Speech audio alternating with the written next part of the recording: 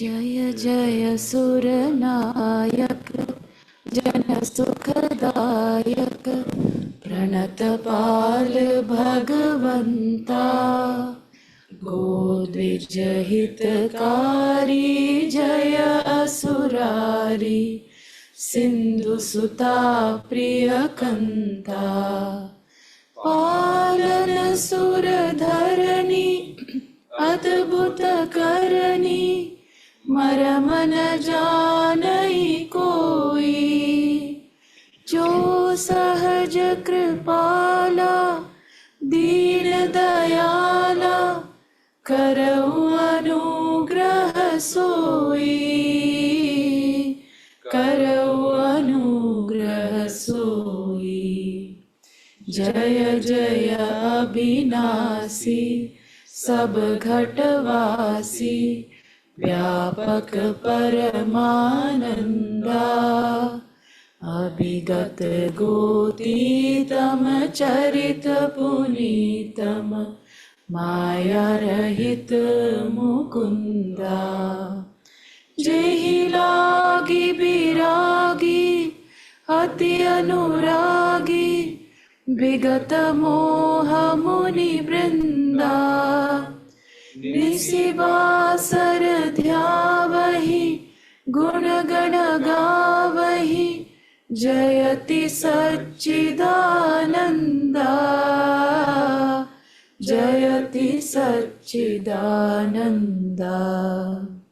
जेहि सृष्टि उपाई त्रिविध बनाई संग सहाय न दूजा सो करऊ अघारी चिंत हमारी जानिय भगति न पूजा जो भव भय भंजन मुनि मन रंजन गंजन विपति बरूथा मन बच क्रम बानी छाड़ी सयानी सरन सकल सुर जूथा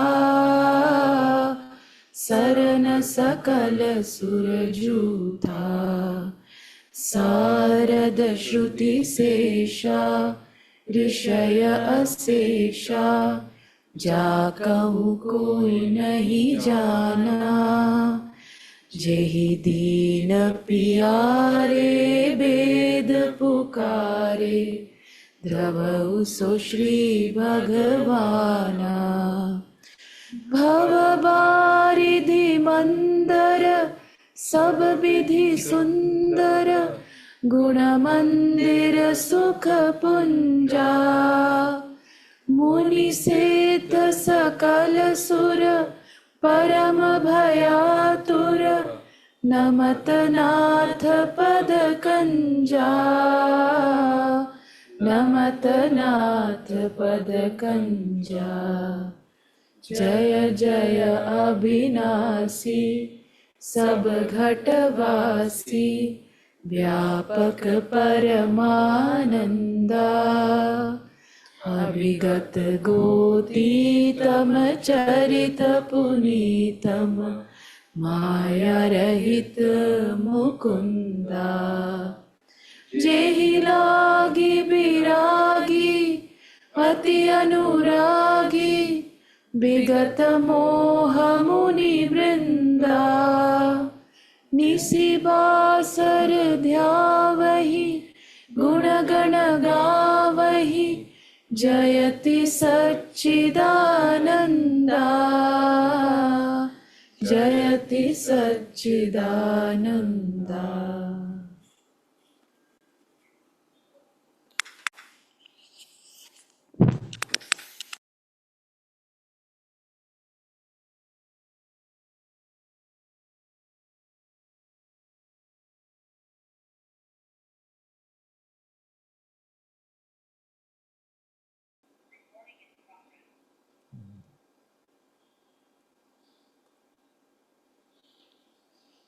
Georgie wants to come.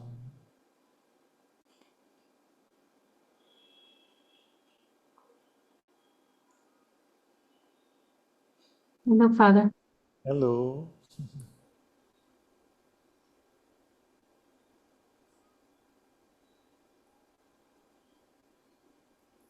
Uh,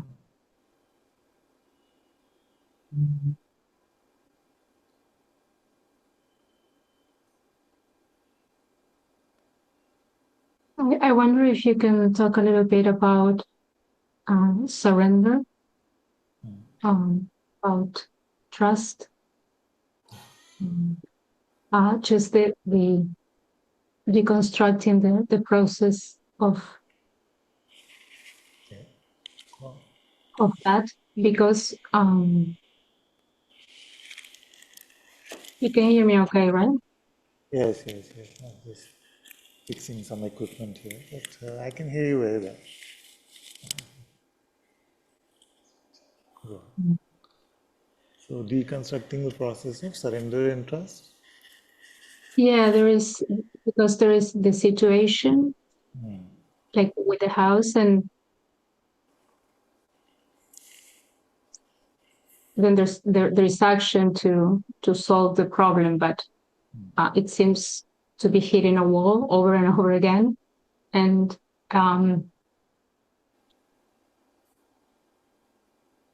I can't help to interpret that God is trying to tell me something. Yeah. And the purest message that I can come up with is to just accept internally the situation. And because I heard another message from a Sangha sister, but it didn't resonate. She told me that it had to do with something that's happening inside, and I even cleared energetically the house and this body and everything. Nice. And I feel that the purest way of looking at it is just God is just asking me to internally accept, not to stop taking action, but to accept. But it's interpretation or thinking about it does come often because I think, okay, what's happening? What am I supposed to do? Okay, that's a good question. It encompasses most of what we're talking about. How can we live in God's will?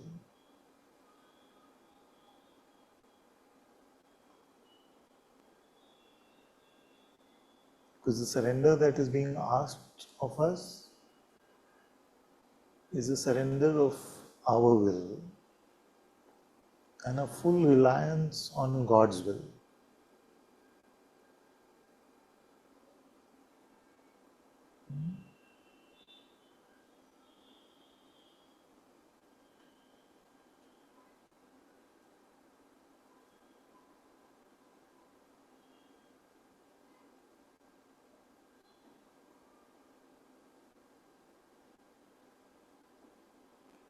So when a child is growing up, initially they have no idea about what they want, what they don't want. They're just fully innocent and they are carried around by their parents, by their loved ones.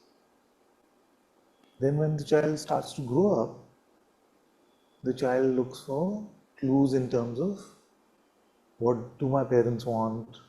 So when they say this, this is what they mean, and hence I can follow in this way.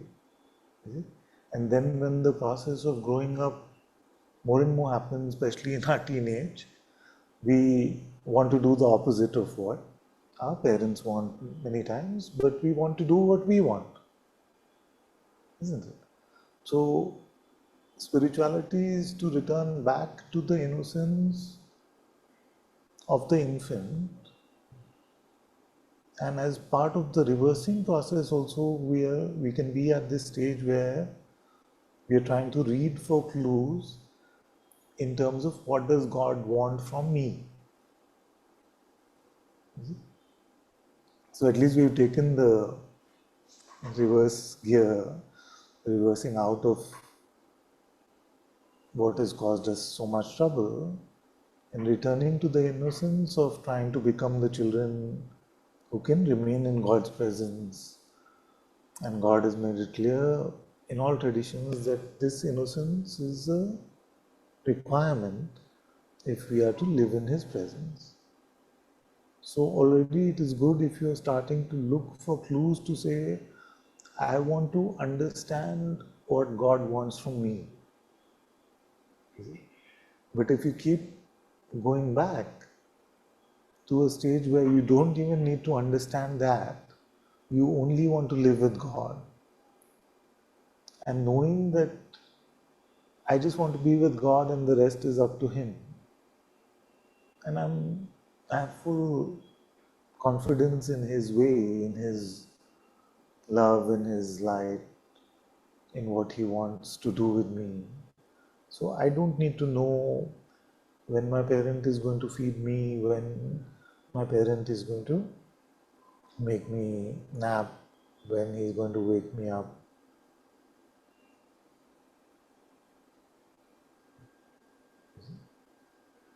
So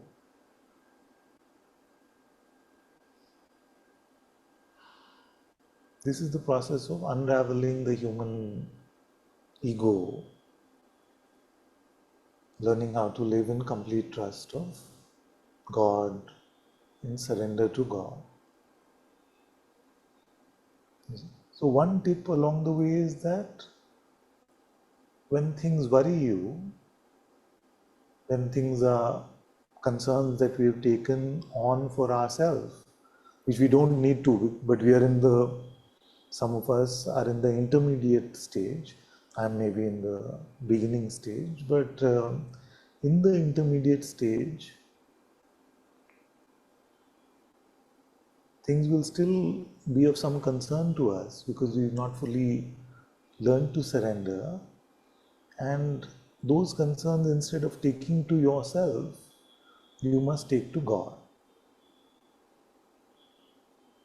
You see? When you engage with the mind, you are trying to resolve things for yourself.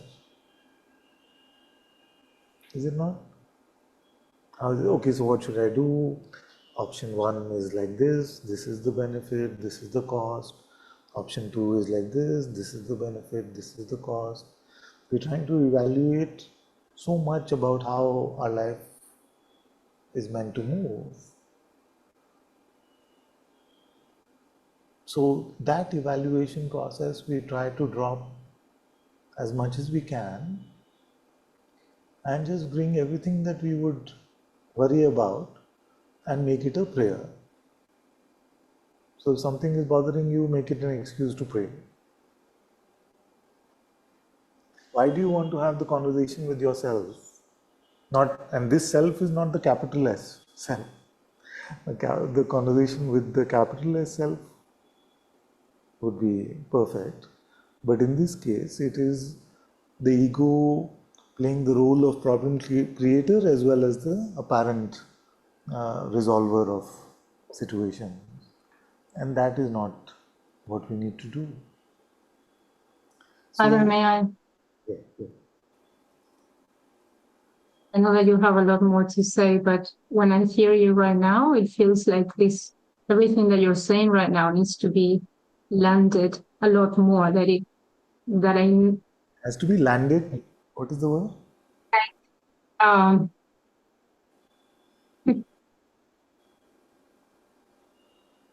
No, you don't need like to. it's I'm just wondering if you said landed. If you said landed, I understand. yeah.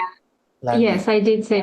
like Okay. it's too broad, and I know that you were going to say a lot more, but it's like, oh, okay, but right now I'm doing it. I'm doing something wrong, and I need to do it right. And I'm sorry to interrupt and say something like that, but It's that's very good. It's very good. You can always interrupt my gibberish. There's nothing so important that we are going to miss out on. So uh, look at it like this. Is it when you are in satsang and you are asking this question uh, of your teacher, then is it different from how you have the conversation in your mind? Yes. Yes. Yeah. So this we can do. So suppose that you felt that your teacher is always with you. Then would you say, no, no, let me not talk to him about it. Let me talk to myself and resolve it for myself. I seem to move between talking to you, talking to God, and talking to my not real self. I go between those three internally. Good, good. So which one gives you stress? Identity. You see? So it's always that one that gives us stress, that makes us trouble. Talking to the Sadguru presence within, which is God's presence, talking to God or the Sadguru is the same thing. Can we increase the volume a bit? Anu, we can just increase the volume a bit. So 24 is 20. Let's try one more. Check, check. Yeah, that's all right. That's good. Thank you. So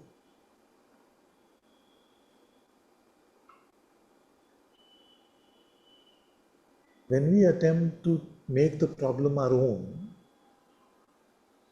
and trust ourselves to find the solution to the problem, that is when we get more and more in this web of confusion, in this web of self-concern. So if you continue to just bring it to the Sadguru presence, which is itself God's presence, then do you trust him with the solution?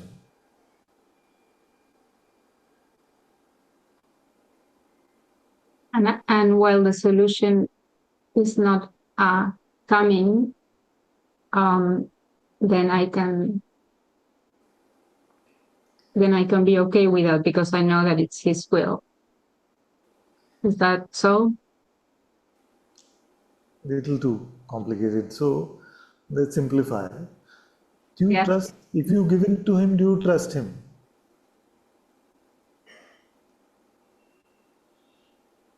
It doesn't seem to be a one-time thing, that surrender. Not a one-time thing. At this moment, do you trust him? Yes.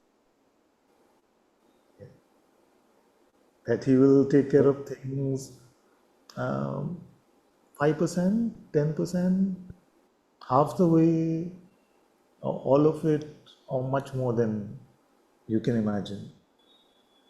100%. You, But but, yes. No, but it's not that kind of bad. Shouldn't I also let go of the idea of what things should be?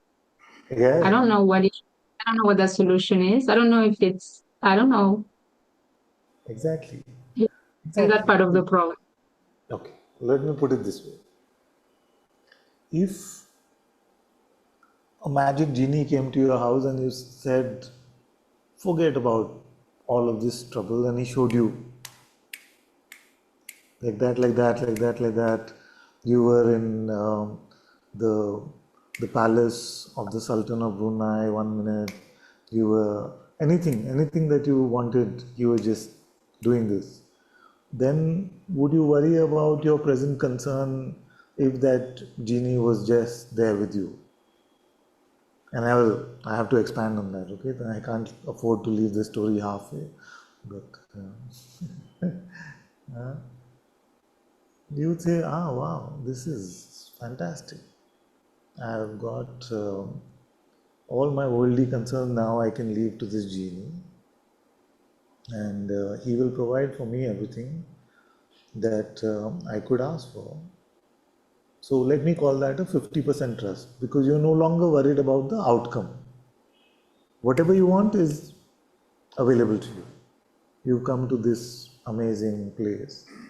You see? So that 50% surrender where I just have to wish it and it's mine.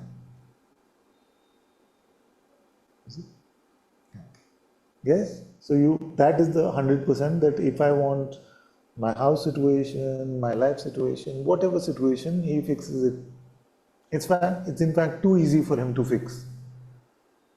So he says, tell me something hard, to everything that you throw at him. Okay, so that is the halfway And why is it the halfway? Because soon you might realize that I'm not really capable of asking for anything worthy of this being. Like my ideas themselves are so limited. My construct of what my life is itself is so limited. So is it possible that I tell him that whatever you want to give, you decide that also? Because I can't Yes, decide it's, everything I say. You say, oh, just this. and I resonate a lot with what you're saying right now, Father. And sometimes I'm confused when in Sangha we pray for outcomes because because that resonates less. It's harder to, yeah, It's all to, part of the process. It's all part of the mm, process. So don't worry about that. Even that we have to leave to whom? yes, to go. To God. So whether it is halfway surrender or full way surrender, it is better than trusting ourselves for both the problem definition and the resolution. Mm. So you're saying to me that you want both the problem definition and the resolution of any such problems to belong to God. Yes, yeah, yeah. I think what I want the most is to um, just to hear him moment to moment, to follow him moment to moment. Yeah. So that now is not like praying for outcomes.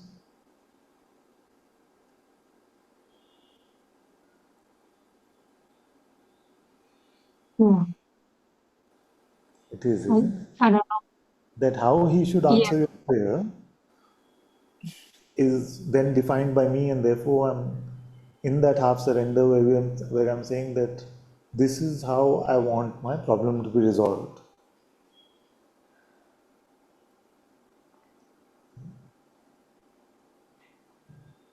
It's like that. I think that I got lost with the question, but you're trying to, yeah, I don't know if this answer is your question, but if it's, I feel if it's from the heart, you're right. If there's already an alignment, then yes, the prayer for outcome is in line with what God wants for us. Yeah. Now, what would make it so that God would always be able to hear us? He's always able to. Huh? He's always What able is to missing hear in us. God? What is missing in God right now? Like he's got some maybe only 5% clairvoyance, and he needs to work on himself, so he gets 100% clairvoyance. So whatever we are thinking about, whatever is happening with us, he should know, then he will be a worthy God, isn't it?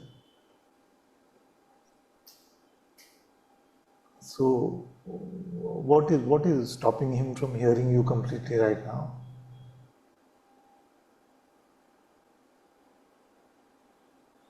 Mhm.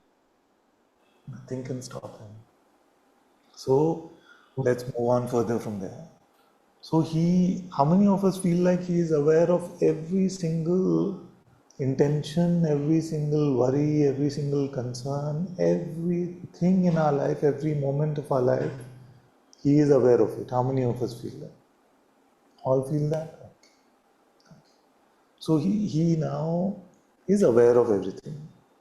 Now, what will make it so that this God, who doesn't seem to have the time for us, because he's aware of everything, but there are 7 billion of us on this tiny world, there may be trillions of us if you add all the universes and all of that together. So now God, is stuck because he knows, but he doesn't have the time to help us all. No? So what can make him better so that he can be just beyond time and time no longer is a restriction for him? Because, poor thing, he's just stuck. He doesn't have the time to help us. Is it like that? Is it like that? It's not like that. So he hears everything, he knows every single thing. He is beyond time, so time boundaries don't exist for him. He is fully available to each and every one of us because he's his creation is time, and for him he has as much infinite time as he wants. Yes? Okay. So he's got time also, he's aware also. So maybe he's not as caring as we want God to be. Like he's a bit of an uncaring God. He doesn't really care. He's really not that interested in us. Maybe something is happening to them. It's okay. They are just these measly humans anyway. You see? So they were born, they will die.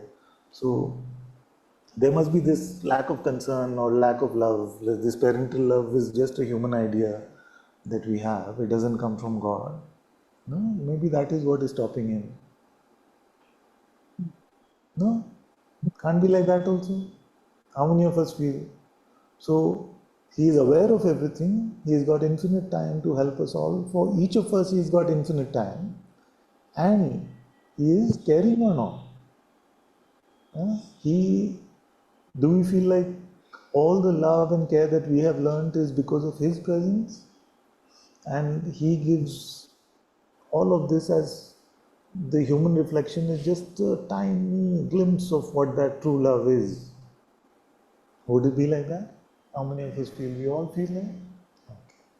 So, awareness of our situation is not the problem. Time is not a problem. His concern for us is not the problem. So then he must actually be stuck like us. He must not be knowing what to do. Like he cares and he's available also, but what can he do? He doesn't have any power. No? He can't really change our life. He is dependent on so many things to help us to change our life. Huh? He doesn't really Yes, have any power. Maybe he just wrote everything down, so it's all predestined. He just wrote everything down, and now he's stuck because he's written it, and he can't change what he's written. Because he has to live by those rules. Is it like that?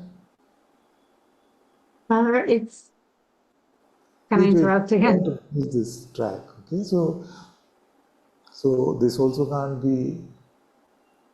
It's literally up to him what he wants to do, and because every single possibility exists in him as a manifest reality, he's free to steer our life in whichever way he wants.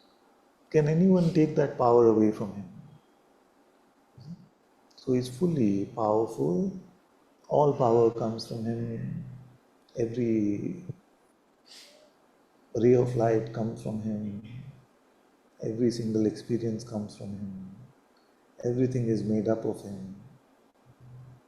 And he is also the supreme intelligence. The notion of intelligence, our human reflection of intelligence, is just a tiny glimpse of his intelligence. So, given that this infiniteness on all these fronts, in terms of knowing, in terms of loving, in terms of being available, in terms of being able to exert his will over all other will, all of this belongs to God.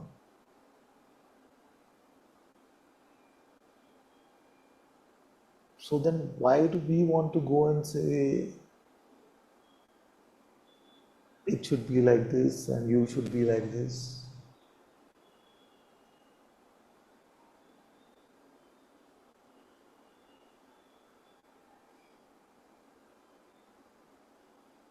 Somewhere The process of surrender is also a process of recognition of who he really is. You see? Because in that recognition of who and what he really is, it is impossible to not surrender to him. So our lack of faith is our lack of surrender, is a lack of true recognition of who he really is. If he knows my every single move, if he knows my every single desire, if he knows where I am in my journey, if he knows everything about me, if he loves me more than imaginable, if you're all pieces of his heart, if he's the all-powerful, all-knowing, and time is nothing but a plaything for him,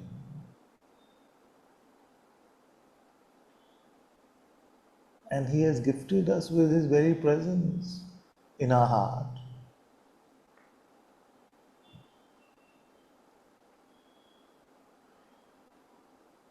So only in the absence or the forgetting of this recognition can we ever have a concern, isn't it?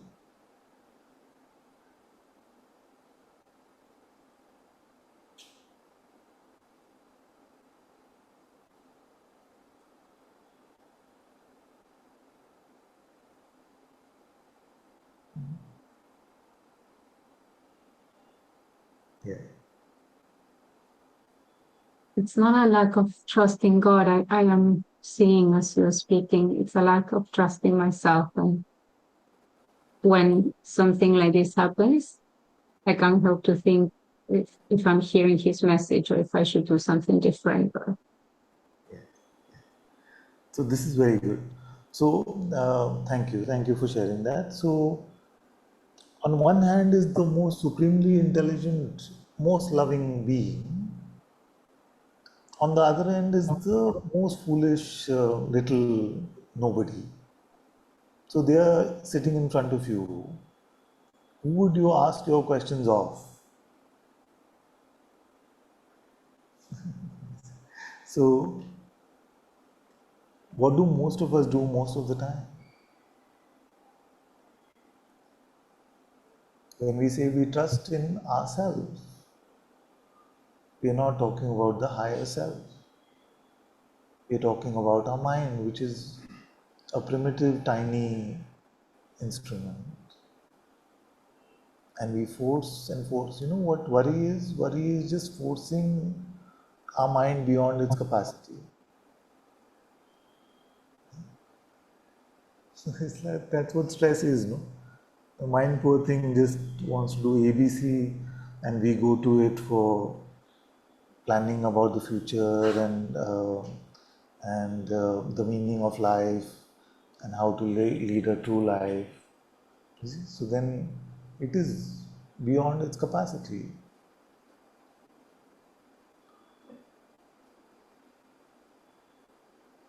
So how should we surrender? How should we trust?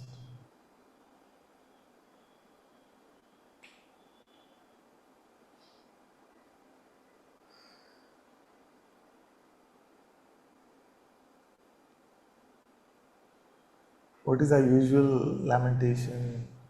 Our usual lamentation is, I'm bringing this to you. Why don't I hear your solution?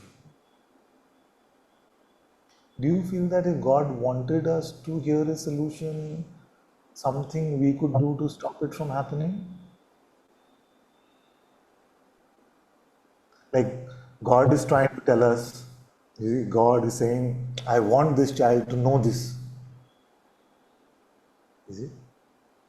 Then because we are blocked or we are mental, then all that will get in the way and God has no way to communicate with us. He's just blocked.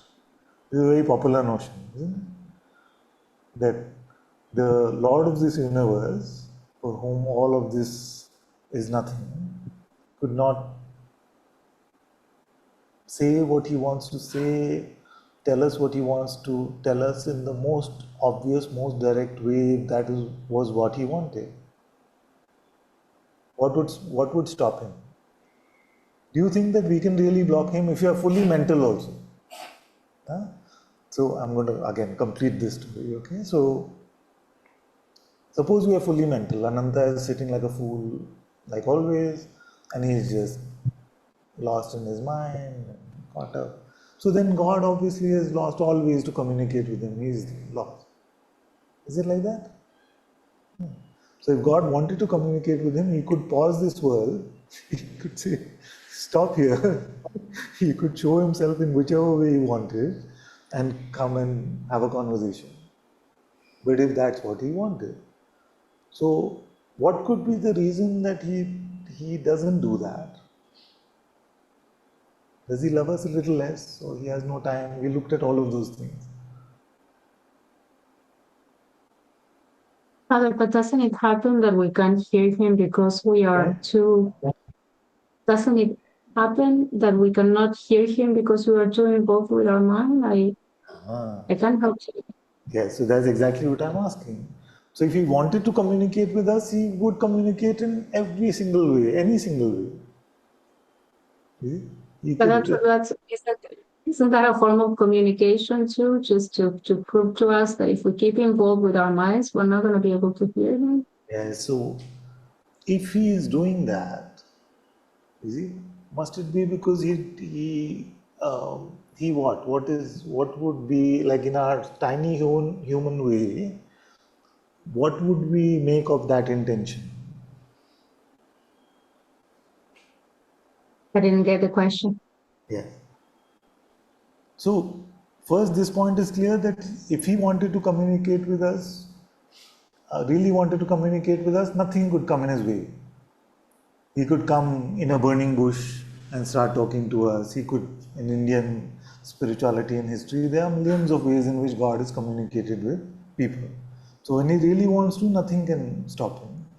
But we are saying that how is it, the one very beautiful thing I heard today, that if we are feeling distant from God, who has moved?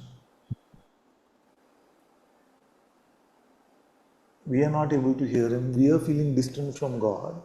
Who has moved? Has God moved away from us? He hasn't moved away from us.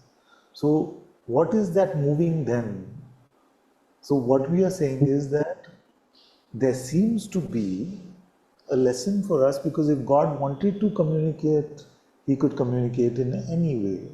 Nothing could stop him. But he is saying that you must get over yourself. You must stop relying on yourself. You must stop thinking of yourself as powerful enough to resolve your life. You must stop relying on this tiny primitive mind and make yourself available for me. And then I will commune with you.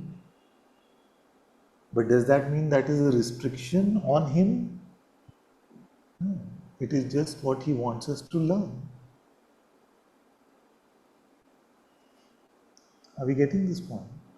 That the all-powerful one can never be stopped from anything. He's not sitting there waiting saying, oh, I'm being blocked because this child is fully egotistical. Now, what do I do? No, he's teaching us how to live.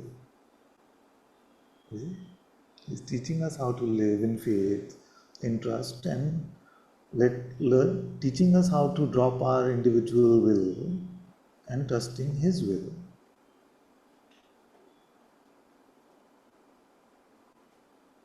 And that if that is not so, then he is not the God that we are praising, he is not the God that we are claiming him to be.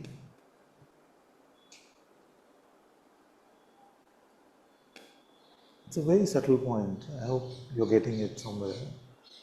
And after a while it becomes very obvious actually, but initially it can seem a bit subtle because all of us seem to have this notion that we are stopping God.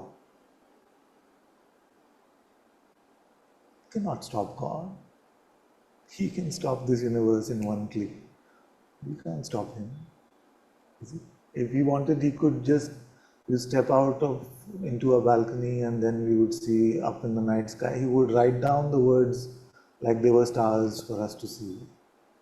It's nothing for him. It's nothing at all. Is it? But so we must not place that kind of limitation on him, saying he's trying to tell me something, but I'm blocking his will in that way.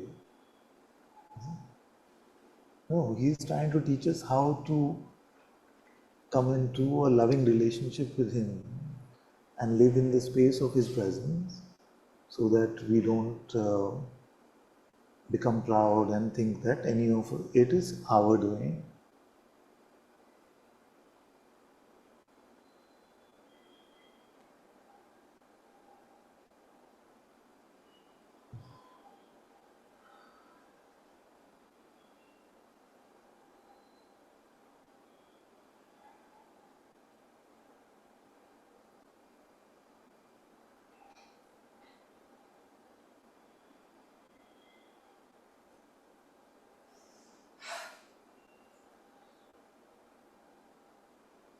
So one way to deepen in our love and surrender to God is to look for how we are placing a limitation on him in our minds.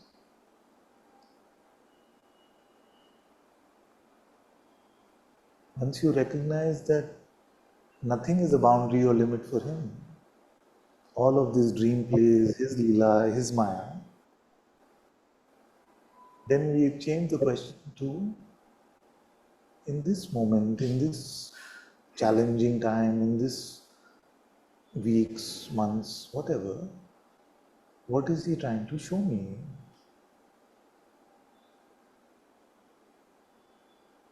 What can I learn from this? And we can learn usually that when we leave all doership, experiencership, all problems, all resolutions, all what needs to happen, we honestly endeavor to offer everything up to him, full-heartedly, not keeping an eye on the outcome, then we find ourselves in a deeper relationship, in a deeper love with God. Then when we think we have some power, we can do something, we can think about things and resolve them.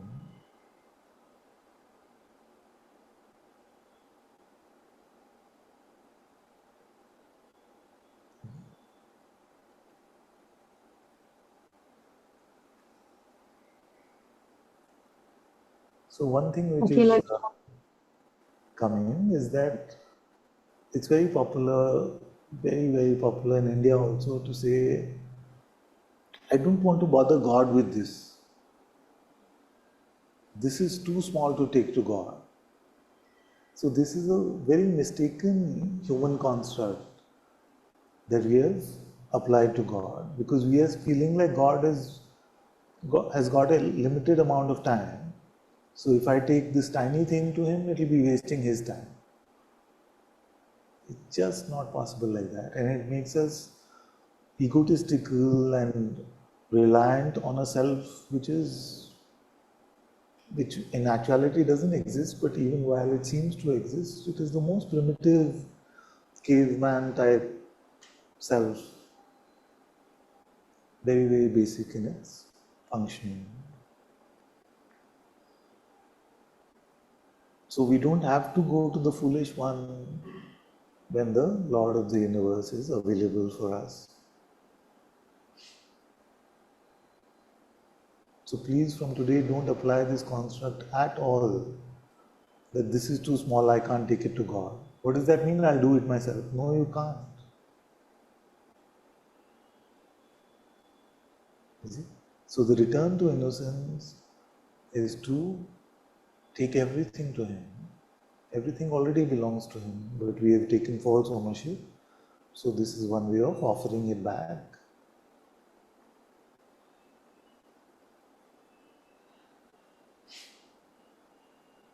It's clear that He's showing me more and more that I can't do anything. Just like you're saying right now, even the smallest thing. I don't remember it being like that in the past, but now it's like, okay, I'm completely helpless without Him. But I do feel a little stuck, Father, because I don't feel equipped to follow Him moment to moment, and that creates suffering. That you don't feel equipped. Yes, yeah. Yes. And again, I want to repeat that I am not speaking from a place of perfection or that I have climbed this mountain. It just seems to me that this is all what all of us need to learn. And I'm sharing from that perspective. And could there be times where I also feel that I don't know how to do this? There could be. So all of us are in the process of learning together. So let's not put that pressure on ourselves saying, I've been in this for so long. When am I going to come to that complete trust? Maybe never for all of us. Is there such a thing as complete trust? I haven't met one who we could judge in that way, saying that this one has complete trust, 100%. But as long as we are learning to trust more and more, that is all that we can do.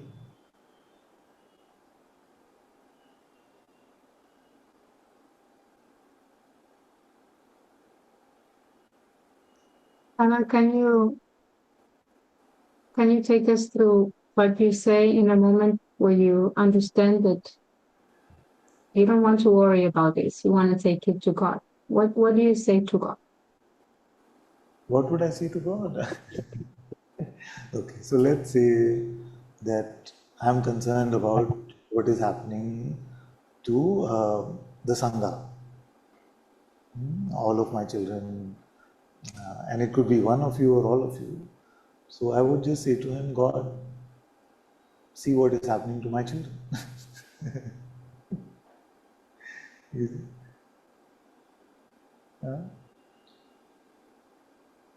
So I'm realizing more and more that God doesn't want us to be fancy. You see? He just wants us to be simple. You see? So we don't have to have a special mechanism that I will light this special lamp and then I will do this special process and then I will do this and then he'll hear me or I can communicate with him. If all of that process is there, it's fine. It is for us to not be so noisy, to be able to be with him, to behold him, and to be held by him. So I'm not against the process, but it's not that he needs that process. So how would I talk about my problem with God? I would say that this particular thing is bothering me. Please help, Father.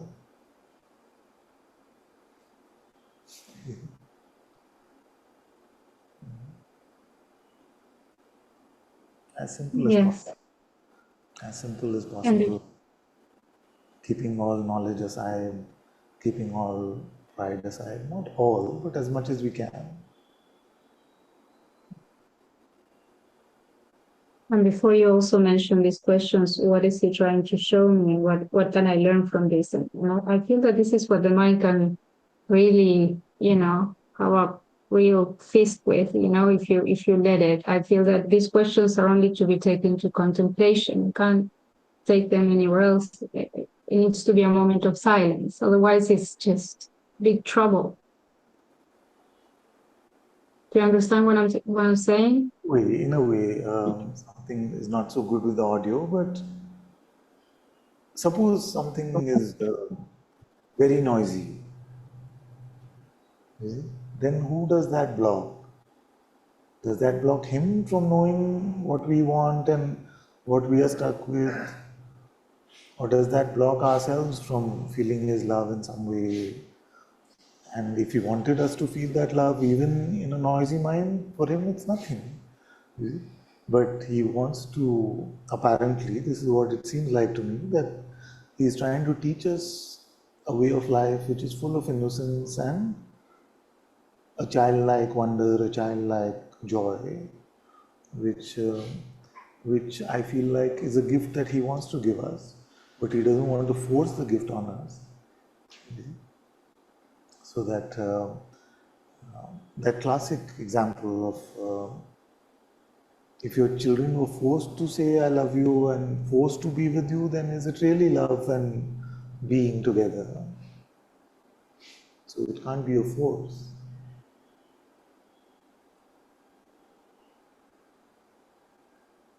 So all of these are lessons in love, deepening in love.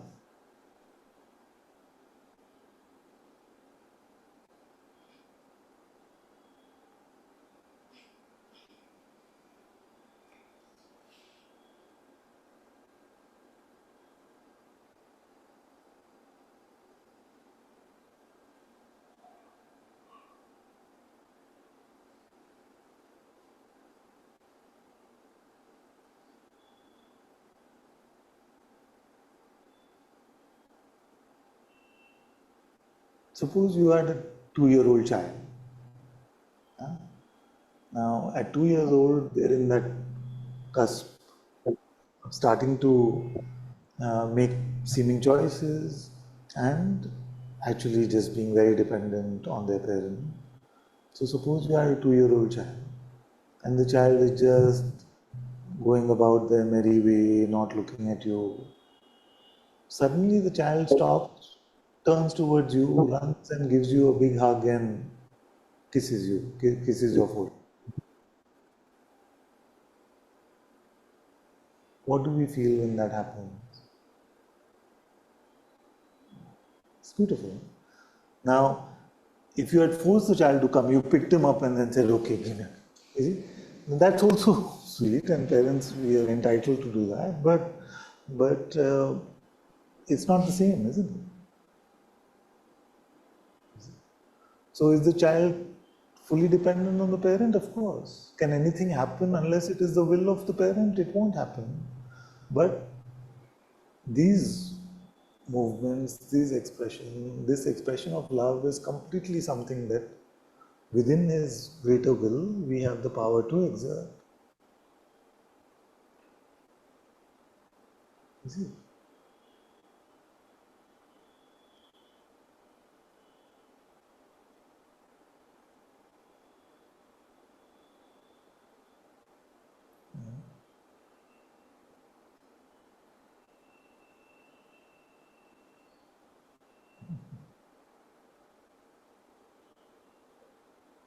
Are you getting a sense of what I'm sharing? This letting go of our lives, which we think we own or we think we are responsible for.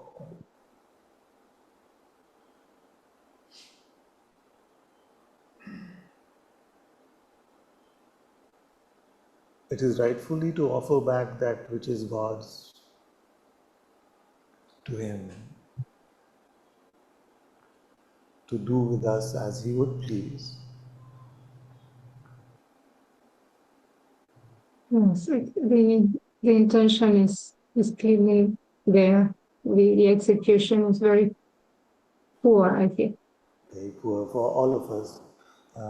Maybe in my case, both the intention and the execution are poor. But as long as there is some sliver of it, we are okay. As long as there is a sliver of that intention, there's a sliver of that execution. And both are important because love is in the acts. We may say, I love God so much, I love God so much, I love God so much, but I don't make it into a verb, I don't make it into an action. Then it's just lip service mostly.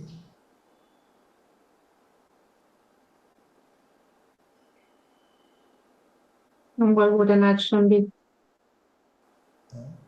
So And what if your an will action was will to, if your will is to um, rush and speak to 7 people about something and solve a problem, so to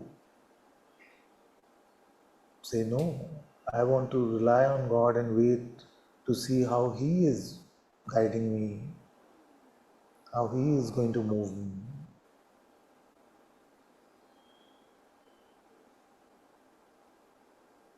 So that movement back into silence is an act of love, is an act of trust, is an act of devotion, surrender.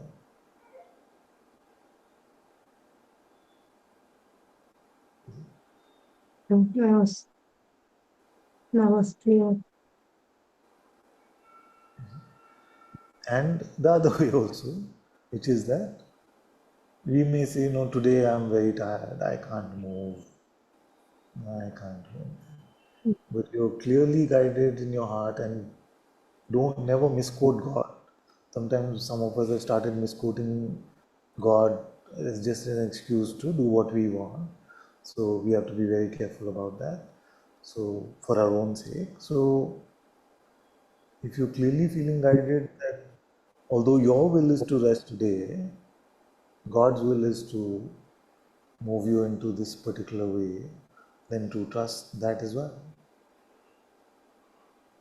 So don't have this idea that His will is always going to be, okay, just sit down, you wanted to do all of this, no, no, you sit down. That's not it.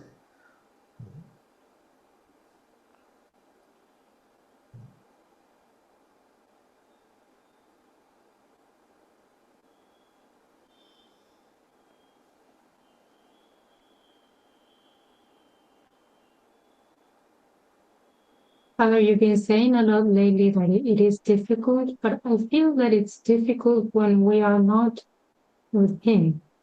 And it's Yes, not difficult when we are with yes, Him. exactly. So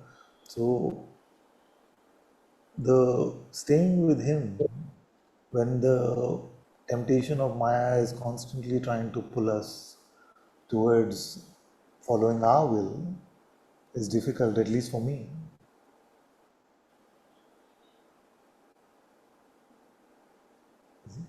And when we face that difficulty, we admit it, and still we try to remain with God, then that is an act of love.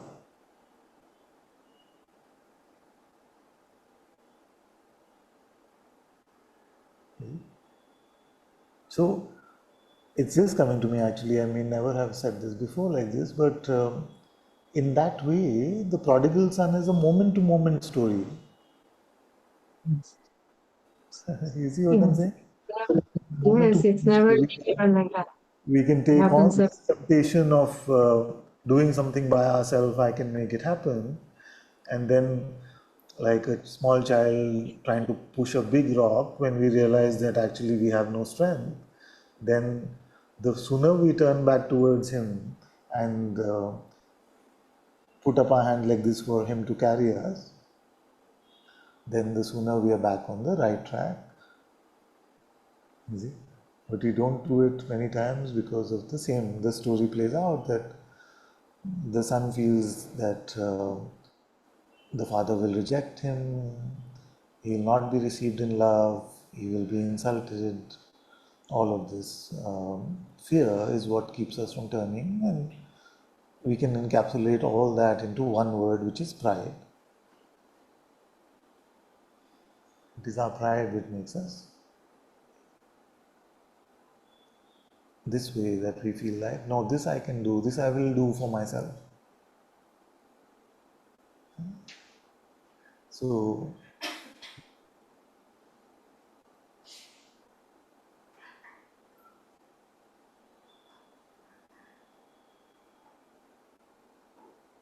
these are just some of the lessons I'm trying to learn.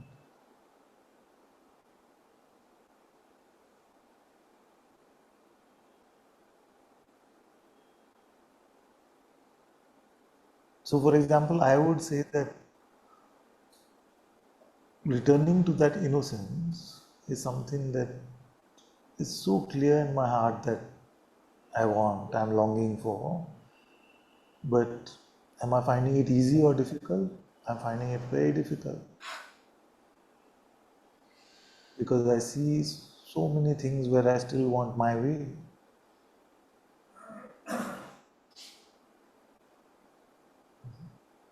But can we get better at it little, moment by moment, day by day? I feel we can. Is it? So the statement of difficulty is not a call for despair or despondency. It is a statement of fact that for us it seems difficult, but for him, he can make it possible, he can make it easy. So I must, like Saint Therese said, that if we have to climb up the ladder, it is too steep for us to climb, but initially we have to take the tiny step, you see, and he takes care of the rest. The bigger part he takes care of, but us just turning towards him with whatever little strength that we have, he then can pull us into that supernatural place where we don't know how to go. There is no roadmap to go there. You see, there is no way that we can fathom to go there, but we just have to turn inwards with full love and longing in our heart, and he makes a way where there is no way.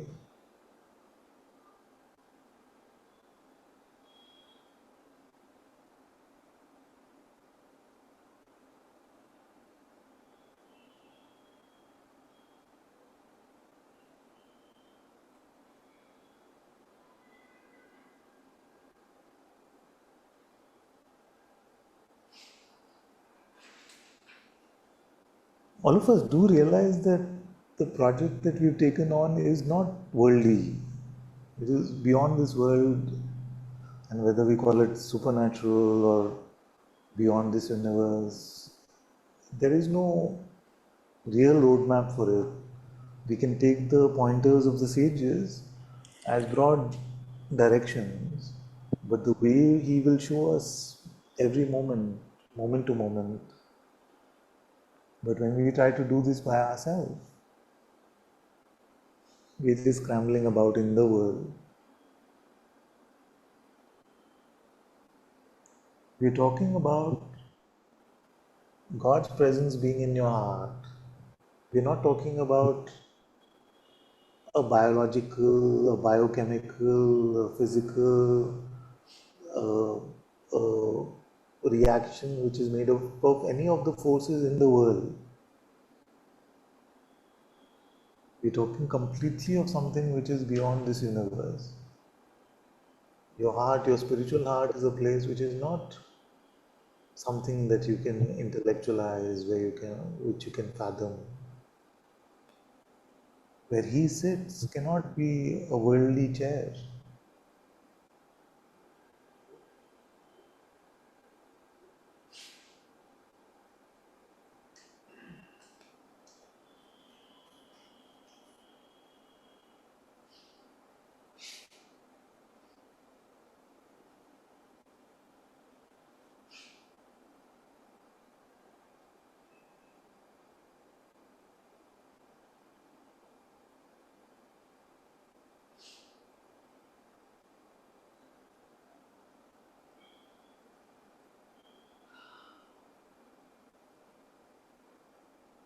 I feel a lot of the problem is that something that you say all the time is that we make this world to be more real than it is.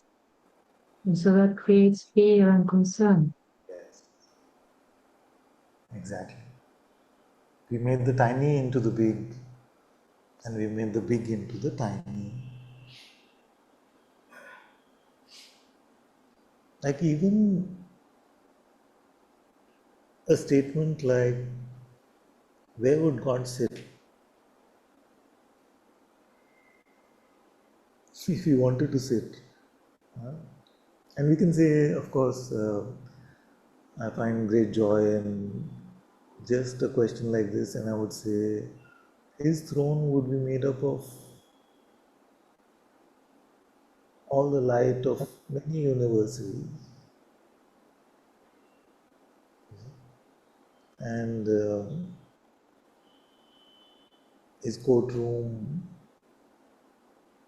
would be a place beyond time and space.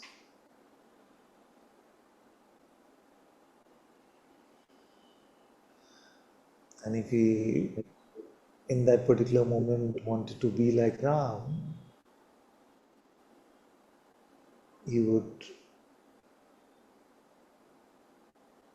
take that shape and surround himself with all his loving devotees, Hanuman and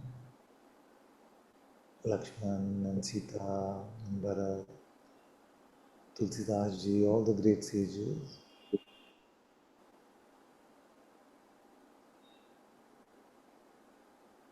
Like all these tiny possibilities which seem like huge possibilities to us, for him these things are nothing.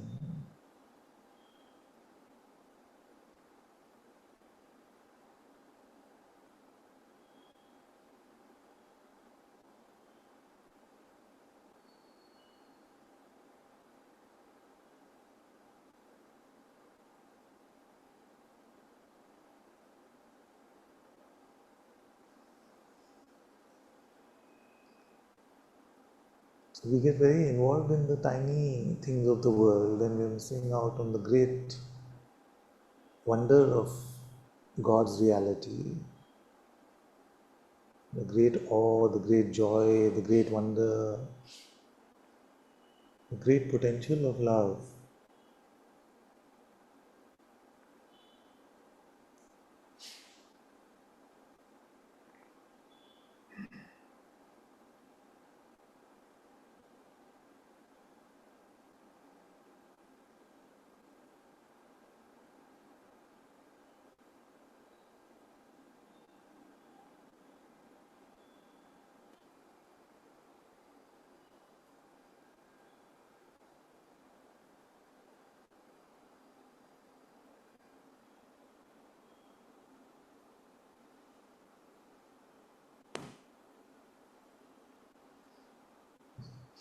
So, in a way, it all boils down to the fact of whether we want to build a worldly abode or we want to construct our heart temple. Where are we taking our bet? Are we betting on this world or are we betting on His light, His presence?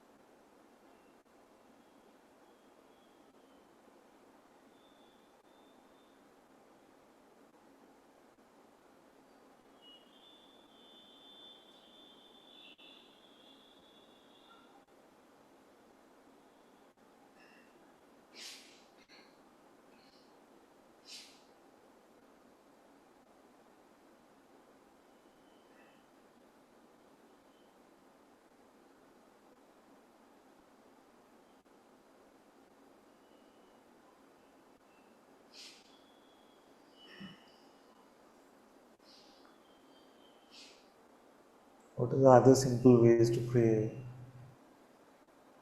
besides just doing the ADS? One beautiful thing is coming to me, which is so simple. It says, don't tell God how big your problem is. Tell your problem how big God is. All these things sound very childish and cliche, almost naive. But do we really try it? Have you ever tried when the mind is saying, oh, this problem, what are you going to do? You have no money for next month. Have you gone to that problem and said, do you know how big God is?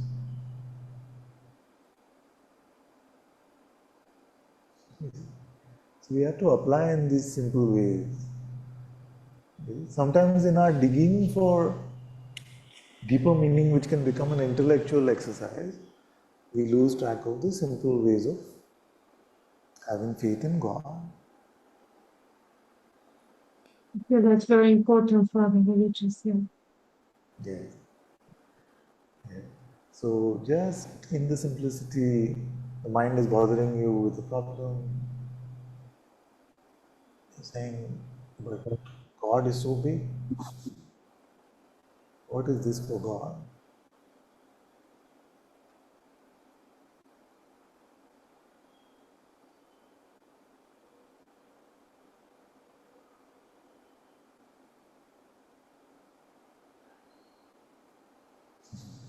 Sometimes I struggle with, and all of you know that firsthand, which is that even with God, I can be like this at times. Which is, I'm going on sharing, not waiting for Him to respond, not wanting to listen, but just.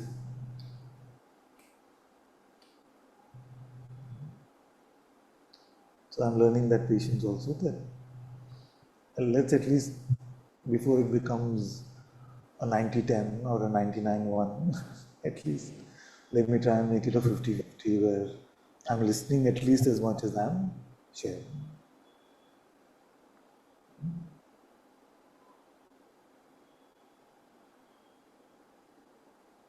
And just to be present in that way. That's what I mean. That we are being present to His presence.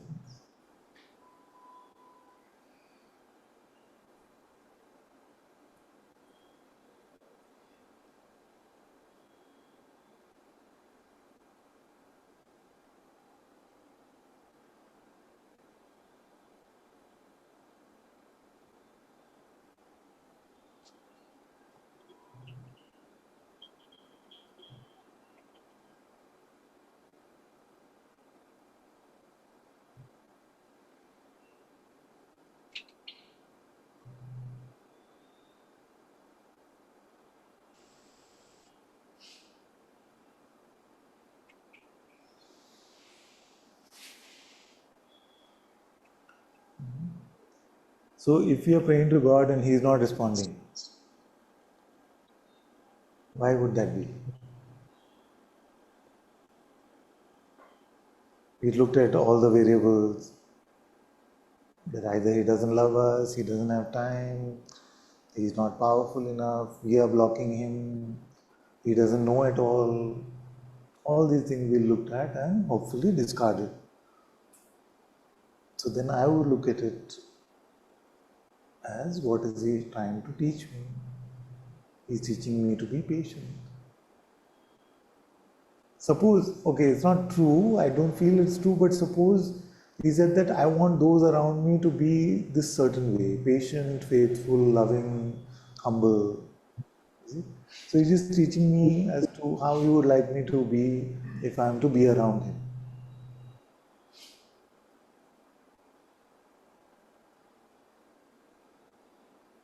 So how much patience is He going to teach us?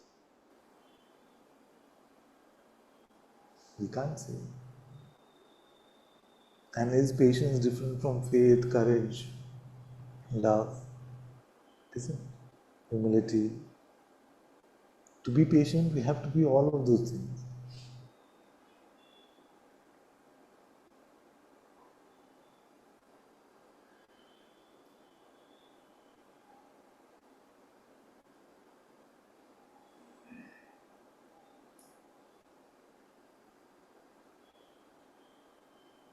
At what point will we give up?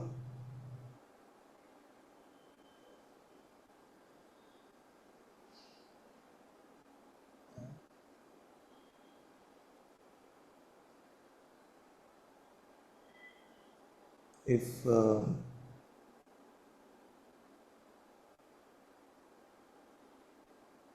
Mashabri, Hanuman, and so many examples are benchmarks, then at what point will we give up? 1/100th, 1/1,000,000th of their patience? I feel that even that would be fine.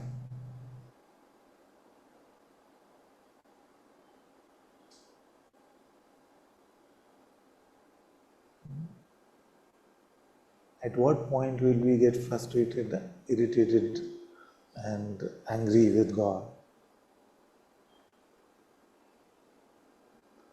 I've been praying for 10 minutes and you're not saying anything. I've been praying for 10 days and you're not saying anything. I've been praying for 10 years and you're not saying anything. I've been praying for 10 lifetimes and you're not saying anything. What is the boundary and who defines it?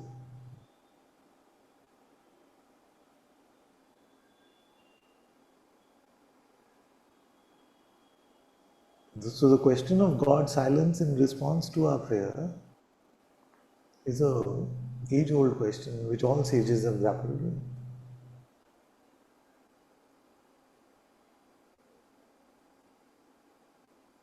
That is why the spiritual life can seem like such a risk. Because nobody decides the timelines except God.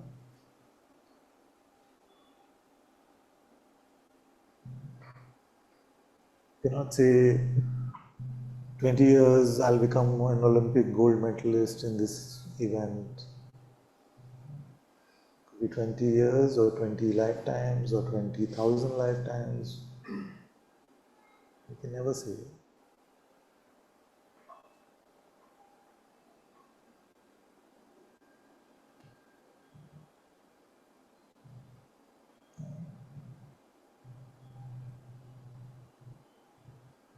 That is why patience is faith, humility, courage, all built into one.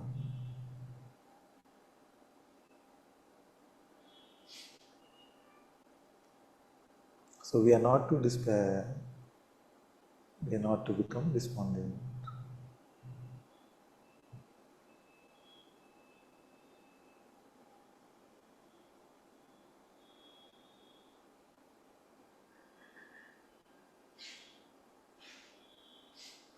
Tell me what it would mean if we were in spiritual despair.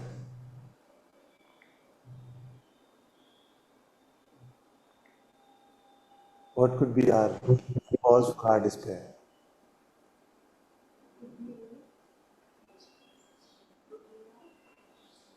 We can probably reduce it by one or two. Maybe there's too much echo. Okay. What is a valid cause of despair on the spiritual path?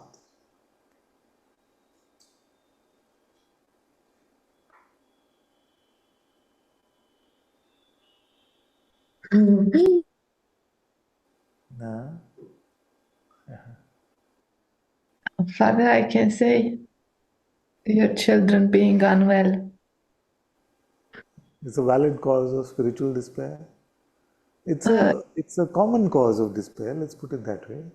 And it applies to those, all parents, whether spiritual or not. So, okay, this license you have. At least from my side, I won't counter that. What else? Yes. So what I was trying to, the message I was trying to send is that it must mean either that He's an uncaring God, an unknowing God, an incapable God or one who has no time for us. And there may be other things because all this just came up, but for me it seems like it's a doubt about one of those things that can make us despairing. Oh, am I completely off track or making something? So I just feel like at the center of any despondency on this path, please come. Now must be some idea like that, no? Father, Yes. it feels like also wanting like this false identity, false idea of me to be in control of, Yes. to be in control of God's creation, to be in control of life, and to have that. And so Yes. the despair comes of Yeah. releasing that control that really we never had to begin with, but that's Yeah. when it can come, not Exactly. being in control. Exactly. Because if He is all there is, then me cannot be all there is unless I am Him. But when we have a mistaken notion of what I am, when we have the mistaken idea that I am somebody, I am something, then the slapping back into reality of the fact that what I take myself to be is nobody, is nothing, can seem like a cause of despair.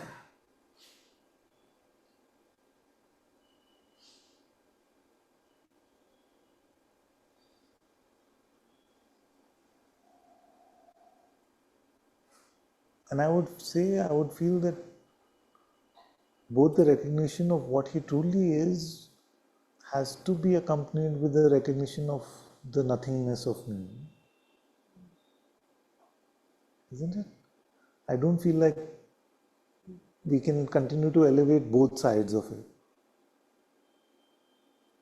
I would find that impossible. That on one hand I am Almighty, and He is the Almighty. I don't feel like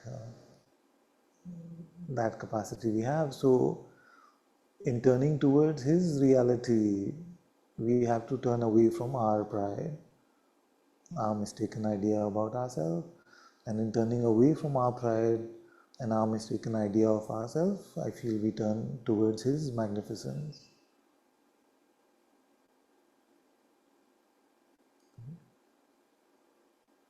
Two sides of the same coin in a way.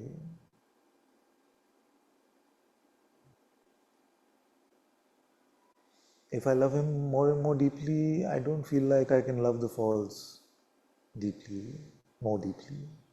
That attachment that we feel is love has to reduce as we fall deeper in love with the true beloved in our heart.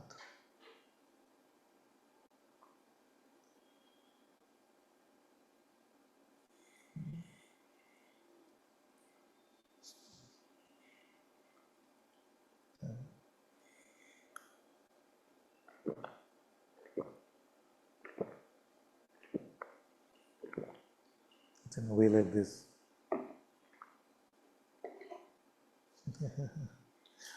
When Meera ordered this, in the photo it looked like a big donation box. Yeah? It came like this. Maybe this is a good representation of the me.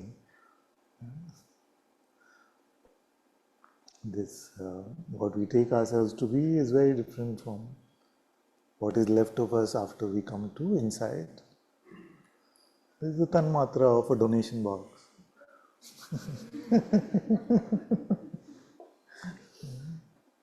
It's cute though.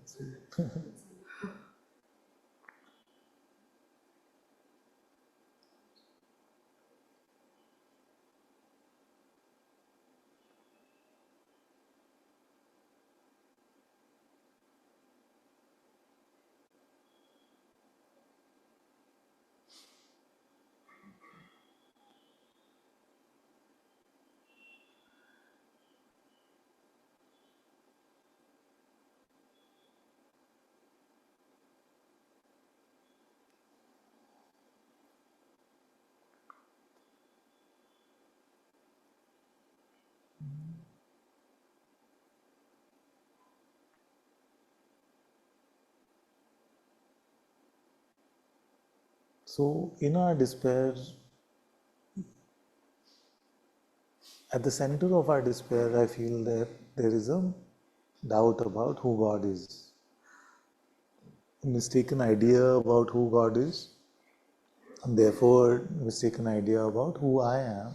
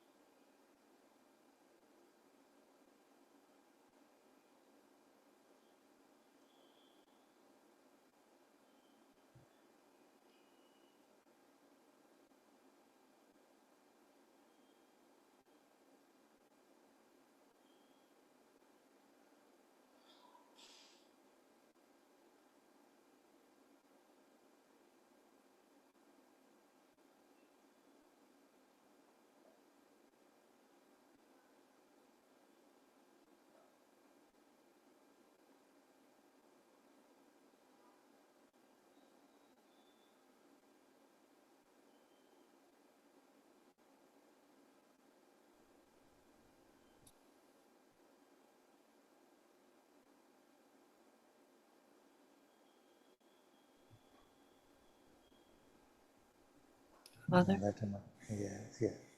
I just want to highlight what you just said because I feel like it's so important to repeat. When you said that the despair is the mistaken identity of who we are and who we believe God to be. That's that's so that's everything in that. Thank you.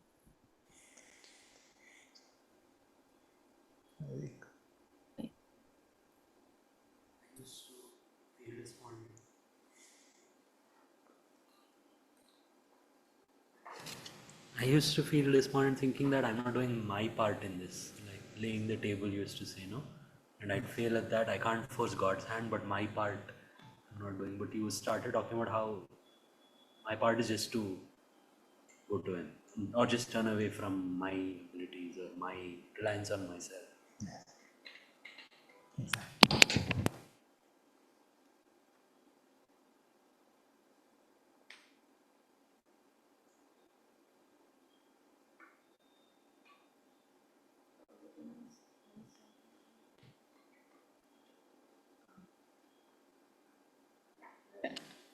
This at the center of despair is that we don't. I started recognizing that in some ways, I was holding on to some concept which I must have had of what God is, and I just want to surrender it so I can really see what, or be open to seeing it as it is rather than how I want it to be. Yes, No, I know. So, exactly. But anything from our mind, intellect, even imagination is too limiting for God. Right?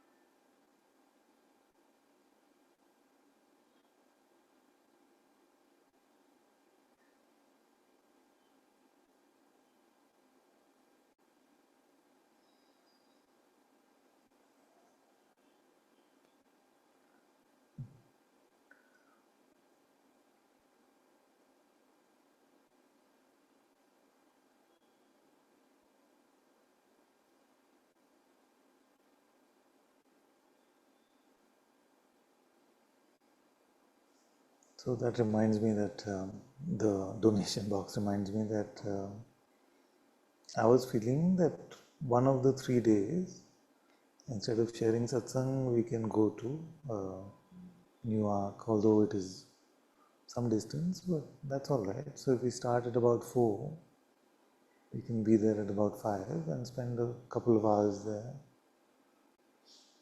Some of us already coming from that side, so maybe shorter coming. So which day you feel? Friday, should we go there? Can rest on the weekend after that? Okay, that sounds good. Is there something like more people are available for satsang on Friday? Nothing like that. Huh? Online? No, now it's same. I feel every Monday, Wednesday, Friday is all the same. I see the same ones. I don't see, at least not that I recall, many new ones on Friday, and we can announce. So. Or if Wednesday or Monday, if there's some, you can rest after. This is true. This is true, yes. Midweek may be harder. This is true. We can humbly request that Friday evening helps us, and we can see if that works. And if not, then and we don't need him to be there. I mean, we can just go and take on some little bit whatever we feel we can do, and just spend some time with them and open our eyes a little bit away from the bubble that we live in.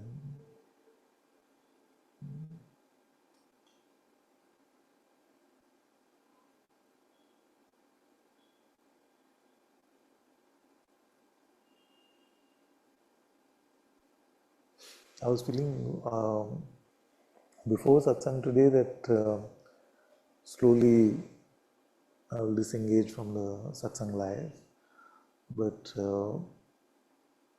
God clearly showed me in the satsang that He wants to use me in this way as well. That for now this is fine. That we do one day a week, we go there, then we see how it goes. They may not want us actually once a week, so we should check with them. ये लोग आ जाएंगे यार.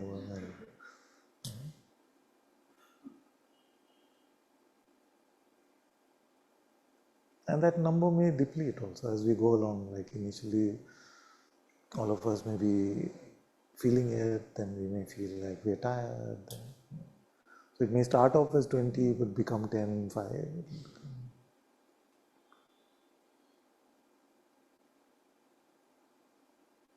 Let's see how it goes.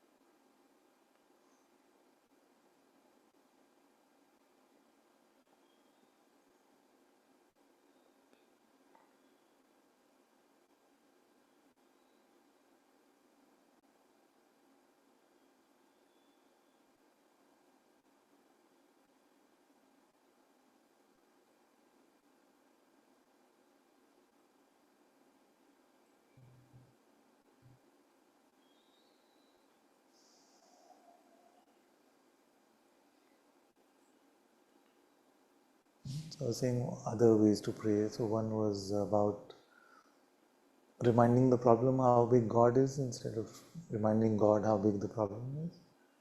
Then the other way is to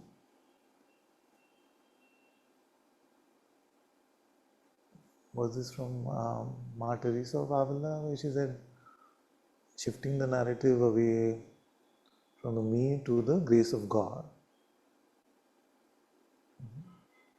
So what would that look like?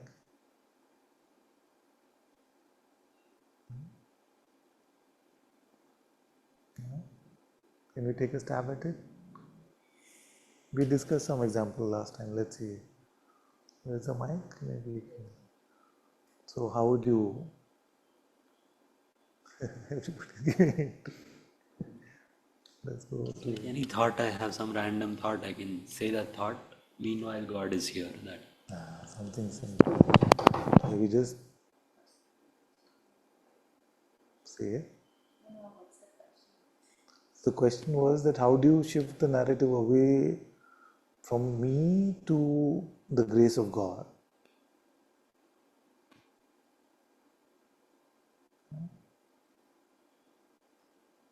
Gratitude, Father.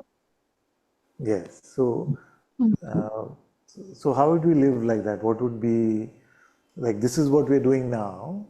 What would that change to? What is the What we're before? doing now. Yeah. Sorry?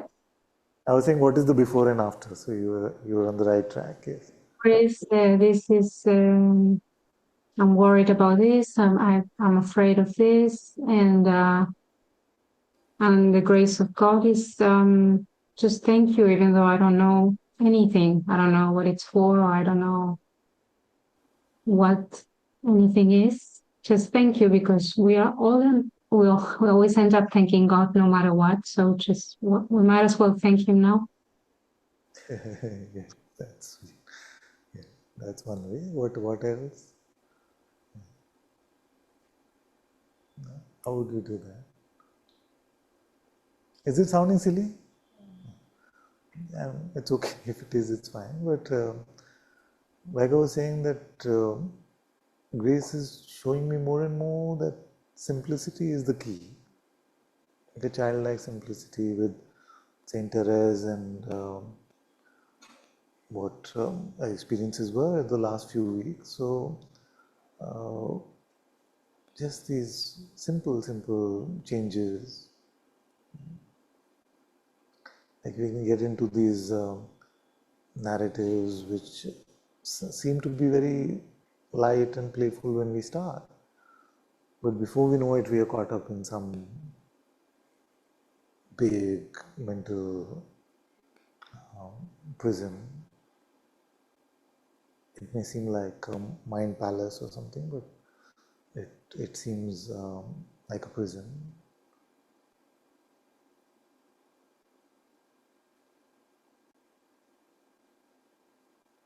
So just to remember God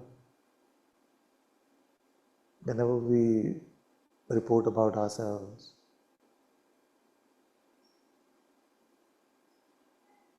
Simple. So we just say that this is some problem I'm having at work, but I know God's grace will take care of it. God's grace is blessing it. It doesn't have to be fancy.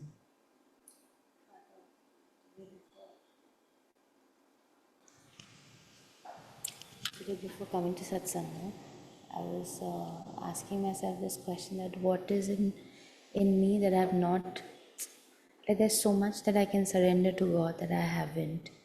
Even, everything, like what I hear or how I speak, my words, everything, like how I use my hands, what, what gives, who needs to be close to me, and who I should be, should I have a relationship with, even everything, I don't remember now, but it was because I felt that there's so much in me that I can surrender and give to Him to be used. And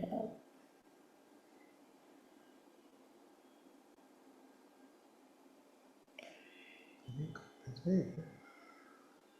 That how I don't make narratives where I am the center, where if there are going to be narratives, then he must be the bigger and I must be the smaller. Because it's narratives with the me as nothing are very difficult. So till we get to the place where we are free from all narratives, At least let's make sure, even if it seems difficult, to present the narrative more pointing to reality than pointing to sheer falsehood. Yeah. Reminding of me of one more thing that you shared in Satsang, that maybe to hear from him, I might have to even wait for lifetimes, and it was seeming very disheartening also, because, but like you said, like the other life also doesn't make sense. So Exactly. taking a bet. Okay, so let's wait on that also. That's a very good contemplation. If it became clear to me that I keep praying to him and I won't hear from him for the next 1000 lifetimes, how would that bring us to despair? Only in the idea, either the idea that it is so unfair to me, so we are then doubting God's fairness and His justice, or we are doubting His love for us, that He doesn't love me, so He'll keep me waiting for 1000 years. You see? So there has to be doubt to despair. And when we change it and to say that He is the most intelligent, He is the most merciful, He is the most loving, then He must be knowing why this has to unfold in that way. For us to keep asking why is just a sign of our lack of faith.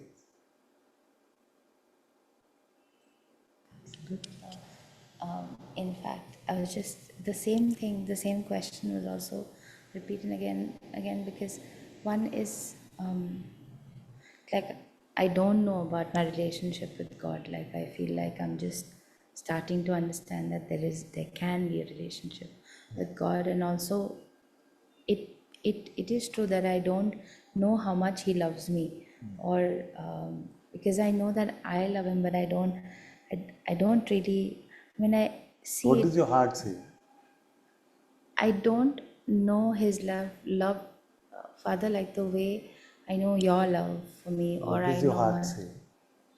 He loves me. And Am I forcing you into that? No.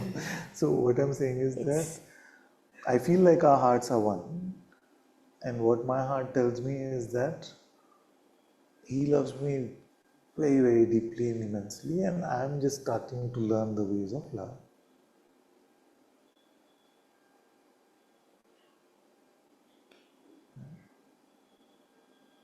So I'm not saying you take this version to be true for yourself, but just to check whether this is what your heart is showing you as well.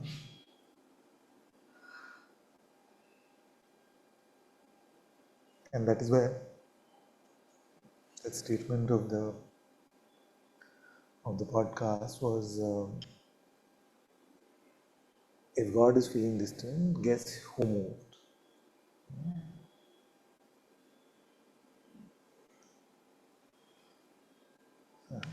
So it's like we've been saying, who leaves? Does He ever leave, or do we leave? Same thing.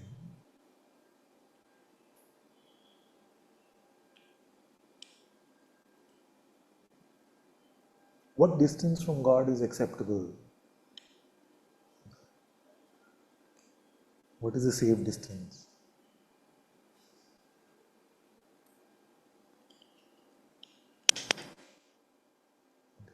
It's quite binary. It's quite binary in the sense that we can say that I'm deepening in love, deepening in presence. So it's not binary in that way. But to attempt to keep 1 inch away from Him is to be separated by universes.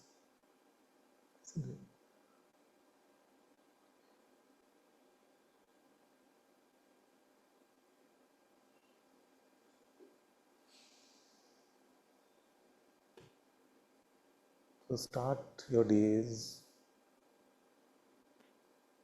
just by being in His presence.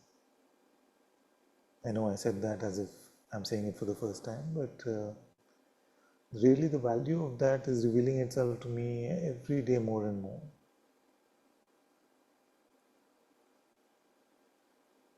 Don't push it till later.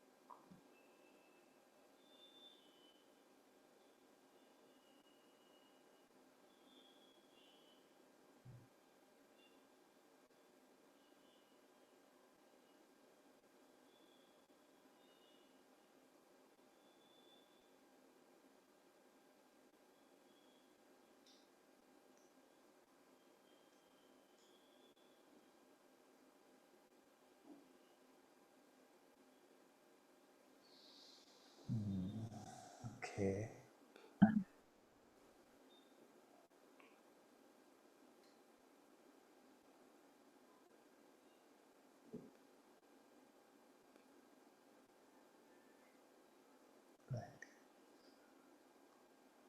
Just a mistaken idea about who he is, what he is like, and definitely a mistaken idea about who we are.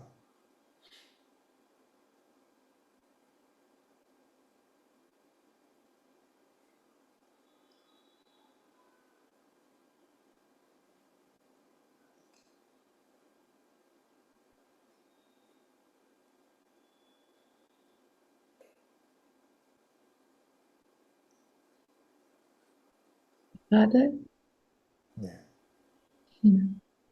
thank you. Um, there are a couple of things that I need to share with you. Um,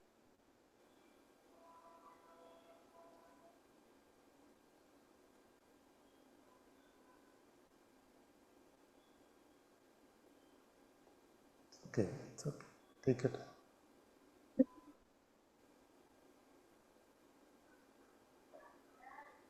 that is that I'm deeply grateful for the live satsang. Yeah. Oh.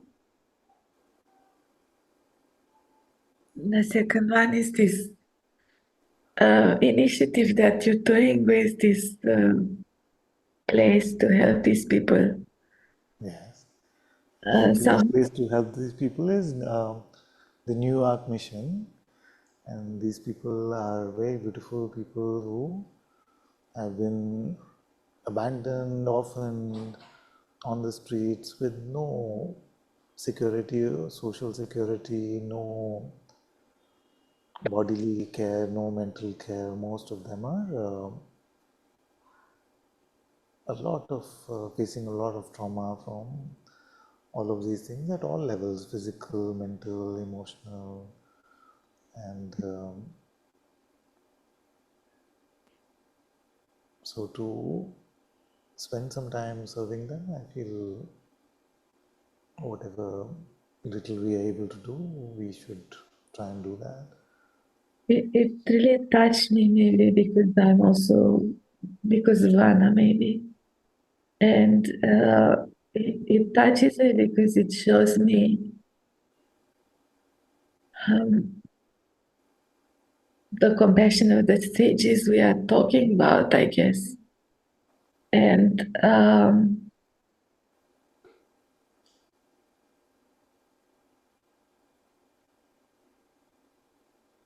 the practicality of satsang, and maybe what it also changed maybe my perspective of because being here and being, I guess, under Guruji's guidance, who's pointing us to sit, but there are parts and I can't really sit because, especially in the past, couple of weeks because Anna is in motion all the time. But it's not maybe the most relevant thing is that it made me realize that I have the opportunity to do that outside, I guess, in a place like in my own home. And I also want to say, if you feel that I can impart anything with these beings or I can help in any way, the experience I have, yeah, any of you feel free to approach me. And if there is any, somehow I feel remember a friend of mine who was one of Anna's first therapists, was a great believer in Jesus. She belongs to some Jesus church, which is not Orthodox or Catholic. It's a different, smaller church. But she's a being that is so full of love for people in orphanages and in um, people with disabilities, and she has so much faith and so much devotion to to these beings that I need. Very good. Very And so much that when she was 17, she did not have the right to sign for her own passport. So she faked her mother's signature and took two children who were burnt in by a fire. They were living in the how do you call the subterranean, the under, the street, the halls where the sewage system. They were living in the sewage system, I see, yes, yes. and there was a fire. Underground. Yeah. And two young adolescents or something, they remained without skin, and she took them in America. They slept in a garage for them to have the skin replaced. She's just an amazing being. So may God bless her to have this power to continue her work in this way.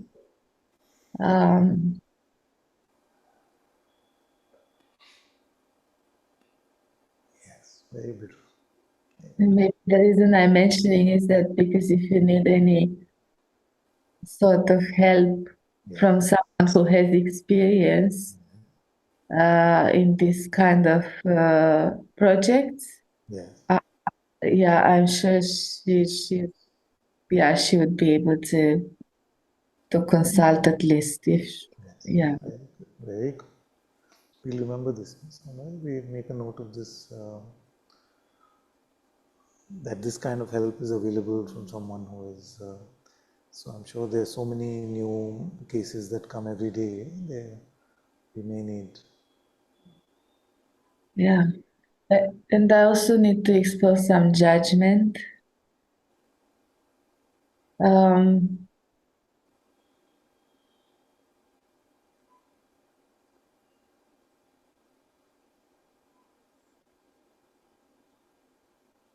and this judgment towards myself as well, Yes.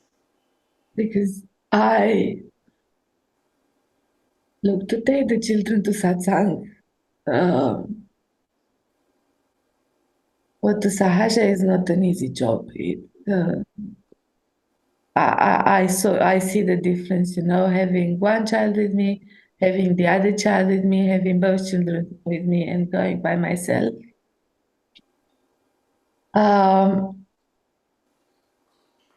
In the past couple of months, I didn't take them to satsang. I needed time with myself, maybe, and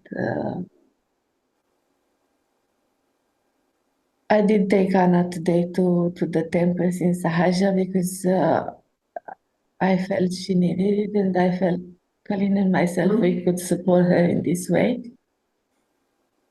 It was not easy. Oh,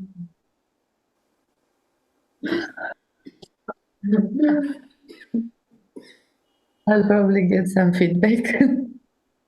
It's good. No, no, Not from you, I will get from some feedback from the ashram itself. it's all right. Um, I don't Um, feel like anyone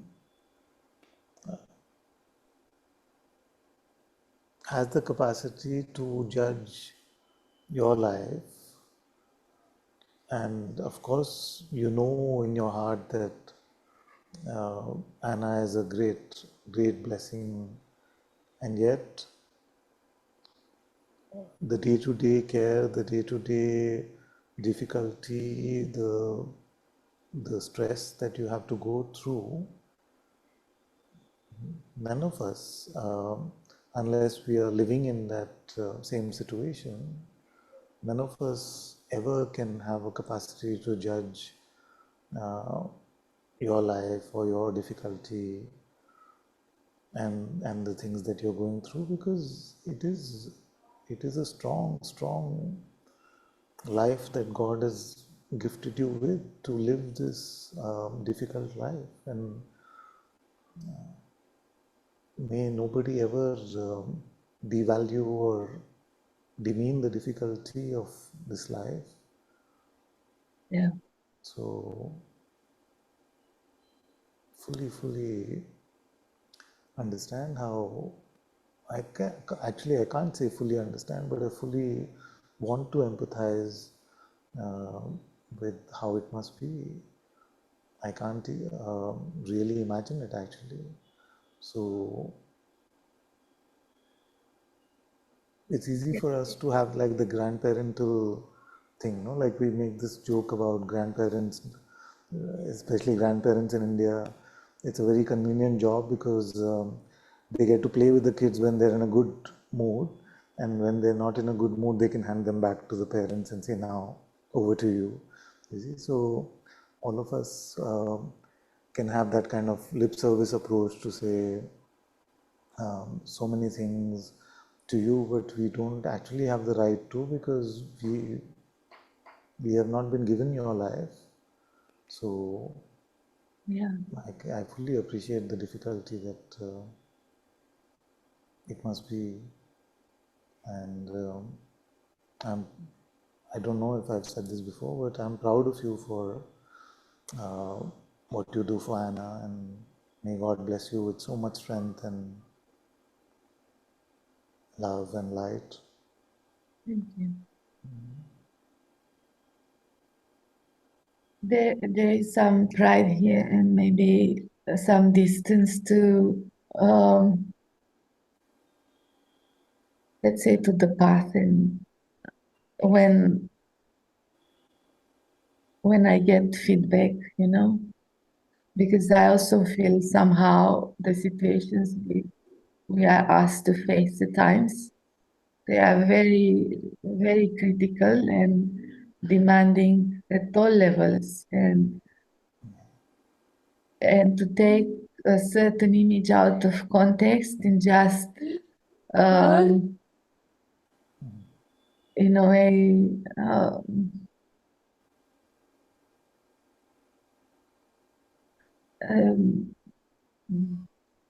I can't say more, but because um,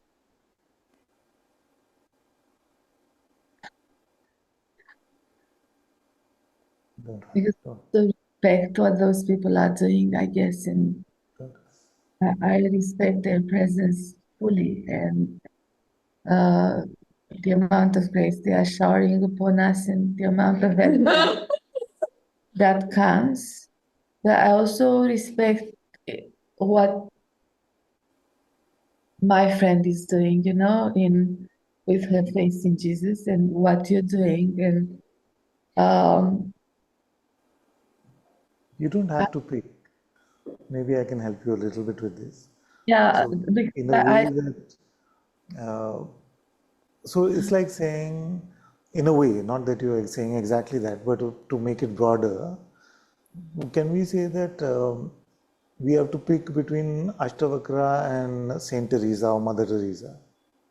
Yeah. Can we say one is higher, one is lower? We must never fall into that trap. That one who has dedicated his life to the truth and the sheer relentless search for that which is transcending this Maya and remaining in the truth is a great sage like Ashtavakra, like Ribhu. And there's so many other great sages like Saint Mother Teresa. There's so many who dedicated their life to service. Mahatma Gandhi. That we cannot say, oh, I think we have no capacity to think and say this one is a better uh, sage or saint than the other one. All Yeah. there are millions of pathways to God. In fact, billions. All of us have a unique pathway to God, and every pathway to God has to be revered and respected. You know what happens many times, and I'm not saying this for you at all. I'm just saying generally I've noticed that we are always looking for reasons to conclude that what we are believing in that moment is the highest. You see? So we must not get into those traps. You see? All paths to God are the highest. Yeah. Don't don't worry and don't have to say, okay, now this one is like this. If the focus is God, truth, reality, love, doesn't matter. We don't have to, it's not a race, it's not a competition. We don't have to say this one is higher, this one is lower, this one is better, this one is worse. All that is just intellectual stupidity. We don't have to get into that. So respect everyone, love everyone, Yeah. is focused on God in whatever way, even the smallest way. It's completely fine. I do. It's more like I feel in myself when at times when I'm getting feedback or maybe I don't get a response in a way I can understand when I request for help, I feel I get judgmental and I place a distance. So maybe I understand what you're saying, and I do say that to myself that it's not important, but there is this uh, energy that comes within me, which I honestly felt like it's a temptation, like Jesus. Don't worry, I'm hearing you. I felt it's like the Jesus on the mountain or something, or like Say this part again, or what? I Sorry? I felt it's a very strong temptation. Temptation for And something. What on the mountain? Jesus was tempted on the I mountain see, I see. Huh. level, and also on the cross when he said, "God, you've forsaken me." Yeah, Uh, uh, it, talk about that. it's coming like if there is a temptation, and it's probably not the only one, but maybe the more visible one is this around the children, around their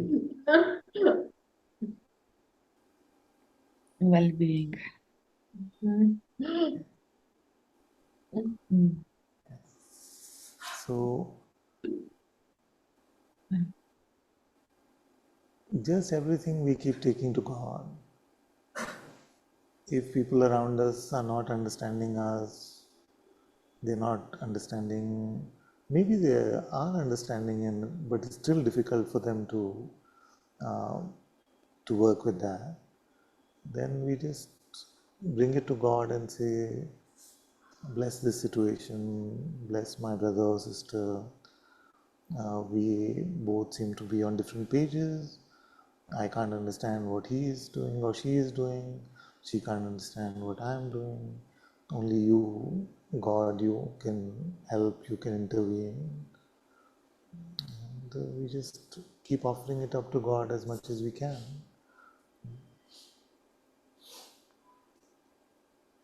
We must Selfless. not get into the trap of who is right and who is wrong, because that will lead us to very strong, like the softness from our heart will go. So Yeah. don't try to exercise the intellect to say this is right, but it should be like this, it should not be like this, because all these things have never got anyone anywhere. It is only forgiveness, love, compassion, kindness, patience, all of these things have helped humanity from the beginning. Yes, Swami. Right and wrong is just wasted lives.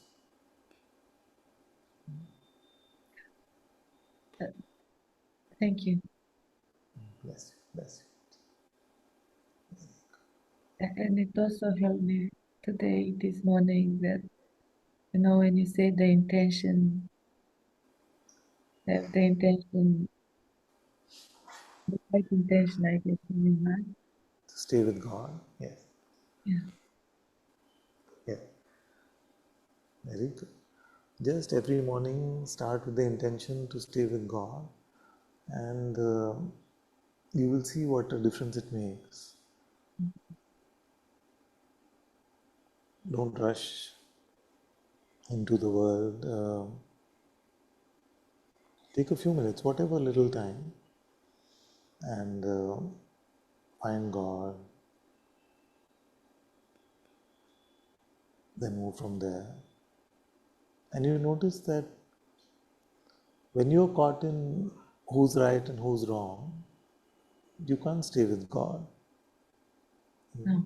You just It- can't. It creates uh, such a block in our heart because we are relying so much on our intellect, on our mental capacity to judge, that we can literally waste our entire life on figuring out who's right or wrong in one situation.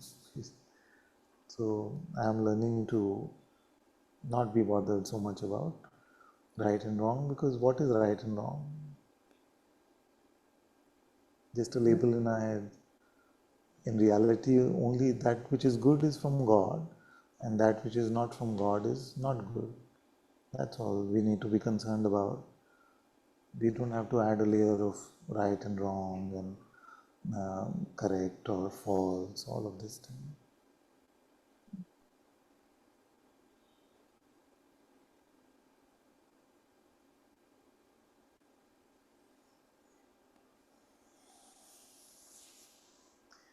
Have you seen Thank in you. that in our lives how we may have judged something to be wrong, and then later we end up doing the exact same thing, but it seems right.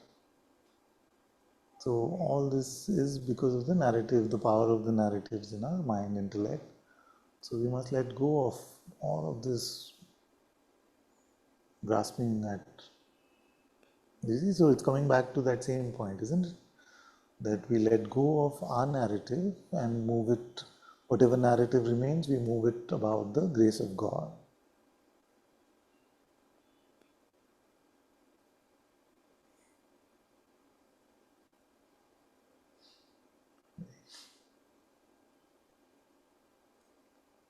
So be it, Father. Thank you so much. Can you please bless Kali? Yes, yes.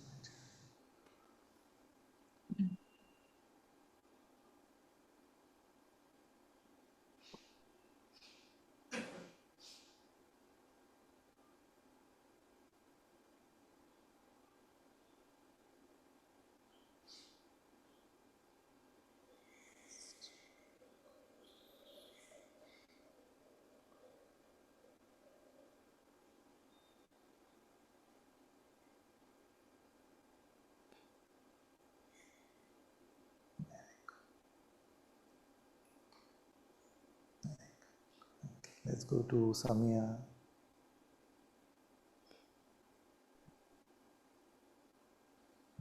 Hi, Father. Hello.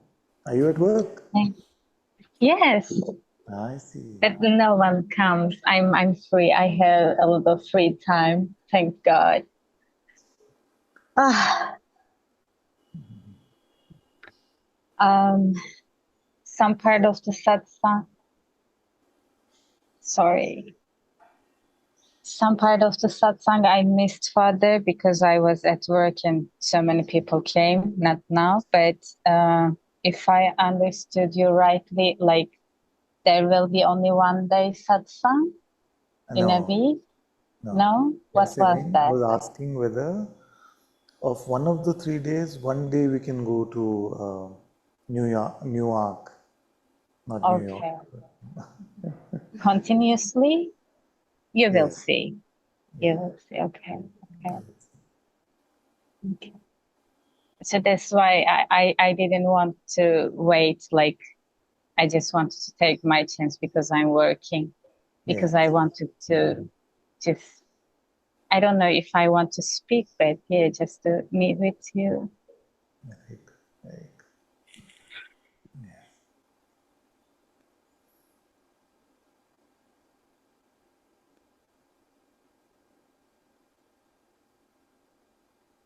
Oh, good Father. It just goes well. Right. Not even well. I feel, yeah, it's a new thing for me again to come back to work, and but it feels really good now. Like I feel so much with God, and it's wonderful to experience it because I also had work experiences before, Yes. like beginning of my spirituality. Again, I was in satsang with you, but I was experiencing so much confrontation inside of me, so much weirdness, like spiritual life and worldly life was so separate. But this time, after some break, like there is no separation, Father. I don't feel weird. And even at that work, I was again working in a shop alone, and I was opening spiritual music always. And I was feeling weird when people entered last job. But here, like all these energies within me, actually, like fear, feeling weird, all disappeared. And because I feel so relaxed, Yes. the whole field is so relaxed. People are, you can feel it because I'm so relaxed. Like there is no this energy. So it's lovely to be back and to see that. And of course, I just start my day fully with God. I go to tomb or just at least not even 2 hours, but 3 hours, something just fully with God and start my day like this and just, yeah. And even to interact with people, it seems lovely because yeah, it just unfolds very naturally. I don't feel like I'm doing anything. So it's so lovely to experience life in that way. Very good. Very good.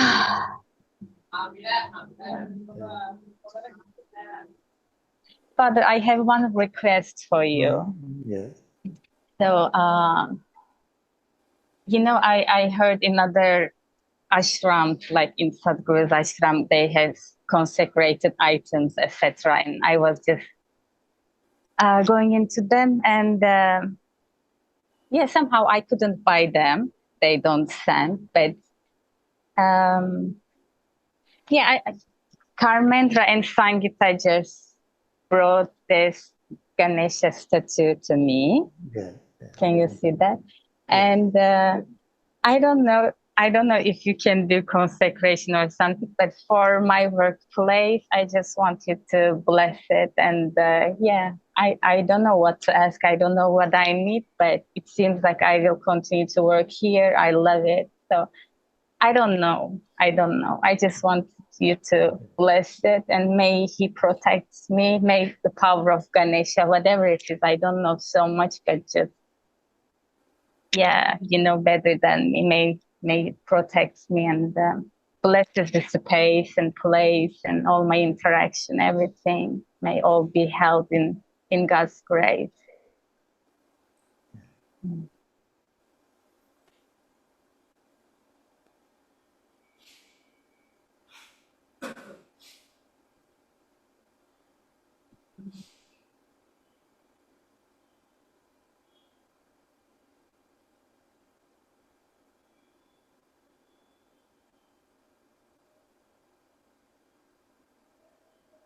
This one we blessed and sent to Yes. Or did you buy it from the airport or something? Or we blessed it and we sent the Ganeshji, no? Yeah. Okay, so Yeah, double blessed. because I don't know what they do in other ashrams and what is the process or anything. I just know It's okay, Father. to bless and to love. It's full blessing. Thank you. Thank you so much, Father, and thank you for this life. And what to say other than thank God, Thank God. really. Thank God. Mm. Very good. Very good. Thank you, thank you, thank you. Bless you, bless you. Bless you, Father. Okay, let's go to Aniko. Thank you, Ananta-ji. Thank you, my dear. I don't know why. Usually, I am so much with you by the satsangs, and today, I don't know if it was so much mind attack. Like there was a question, it came up at the beginning, and while you was speaking to others, my mind just wanted to find out all the possible answers, and I just couldn't really focus on you. And then after it's played, like, why you sitting here at all if you cannot listen to Ananta-ji? And it's just all the satsang is just went, and I couldn't really be with you. And also maybe you already answered to my question as well. And I don't know, is usually it's not happening. And I just would like to ask the question, but also I find it's now so, I don't know, maybe silly or yeah. And maybe you already answered as well, Ananta-ji. And anyway, so if I am already here and I just Might as asked well. it, but yes, just please just tell me if it's I can watch it again, this or satsang, because on YouTube actually, yeah. So it was like there was a satsang before, and it was so releasing and so much relief when you was saying whatever I asked, you always said nobody cares about it. Yeah. And it was like so much relief, because it was, oh my God, I am not important at all. And it was like just it's no matter, because I am not matter. And it was kind of like a contradictory answer today at the beginning. Yeah. And maybe after it would dissolve in me if I could listen to. But now it just feels like every moment, 100% love, care about me, and you know, and I just couldn't put the two together, because so much I use this still in my everyday life that is not important. No one cares, and suddenly I just releasing, and then something is just open up, and nothing really matter anymore. And I don't know. It's just like so. Who is the one then who God cared and every minute there and full love and 100%. So I don't know, Ananta-ji. Sorry. This question is maybe so silly, isn't it? Okay, So, let's go to Chanda. No, I'm kidding. I'm only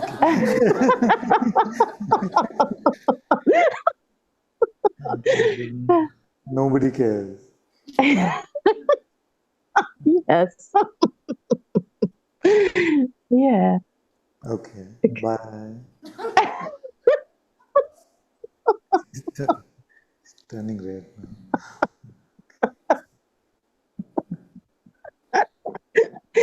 now. Because it's maybe is about just the words, like.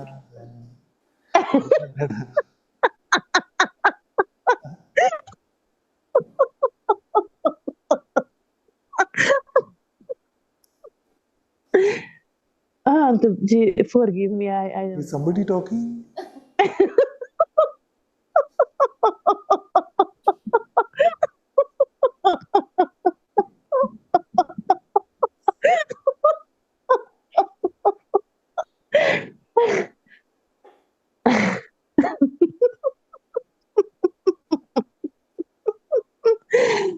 I sometimes I just feel yes, it is like just a guitar, but I really never understand because there is a sentence and the next sentence is just quite the opposite.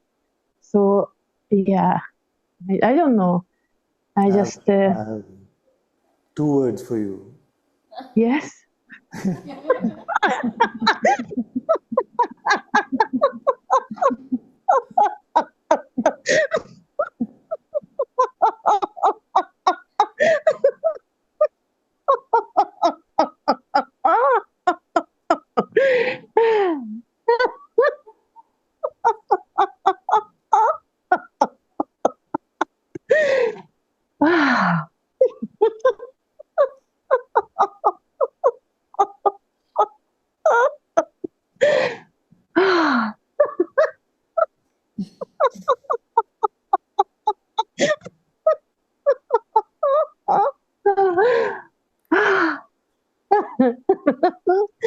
Much better than Anthony.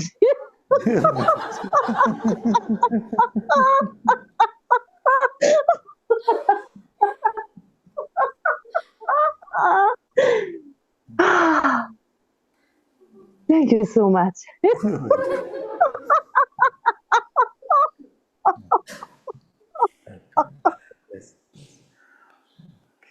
Let's go to Chanda.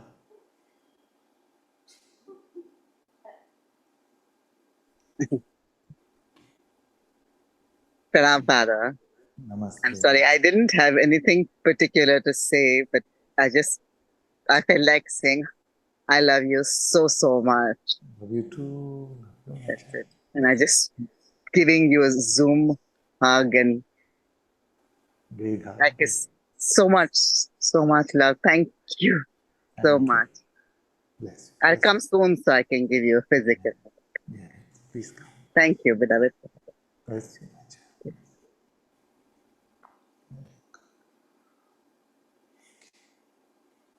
All right. Let's sing the Hanuman Chalisa.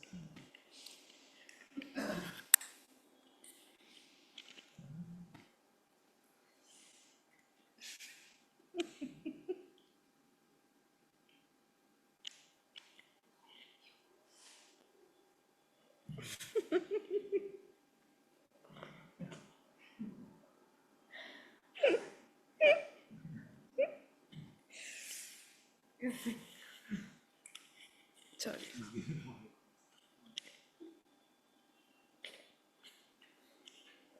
I just feel to say that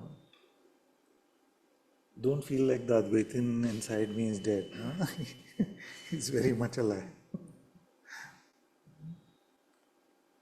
In this broadening, in this deepening, all aspects of you deepen, all aspects of what inside was there continues to deepen.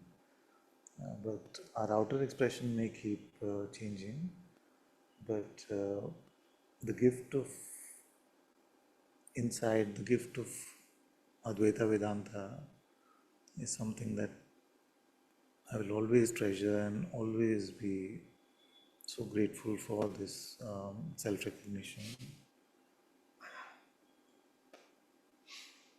So I realize that my outer expression has changed quite a lot in the last couple of years, but by no means am I saying that this way is better or that way was better. All ways are within us and they continue to deepen if they are pathways to God. So may the path of jnana, may the path of insight also keep blessing us, keep taking us deeper into our heart.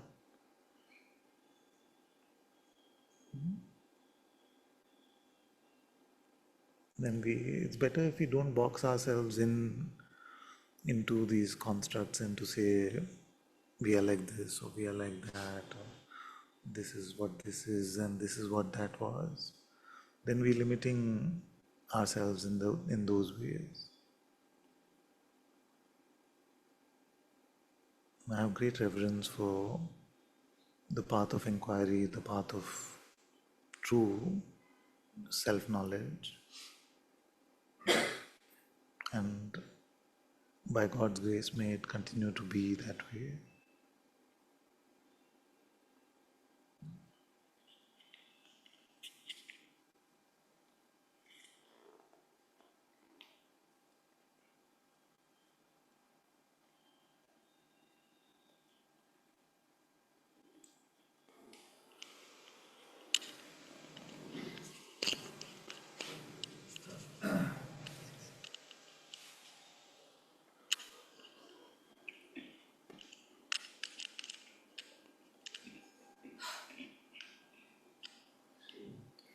Shri गुरु चरण सरोज रज निज मन मुकुर सुधारि रामा निज मन मुकुर सुधारि वरनौ रघुबर बिमल जसु जो धायक फल चारि तुलसी जो धायक फल चारि बुद्धिहीन तनु जानिके सुमिरो पवन कुमार रामा सुमिरो पवन कुमार बल बुद्धि विद्या देहु मोहे हरहु कलेश विकार तुलसी हरहु कलेश विकार। जय हनुमान ज्ञान गुण सागर जय कपीस तिहु लोक उजागर रामदूत अतुलित बल धामा अंजनी पुत्र पवन सुत नामा महावीर विक्रम बजरंगी कुमति निवार सुमति के संगी कंचन वरन विराज सुबेसा कानन कुंडल कुंचित केसा हाथ वज्र और त्वचा विराजे कांधे मूज स्नेहु साजे शंकर सुवन केसरी नंदन तेज प्रताप महाजगवंदन विद्यावान गुणी अति चातुर राम काज करिबे को आतुर प्रभु चरित्र सुमिबे को रसिया राम लखन सीता मन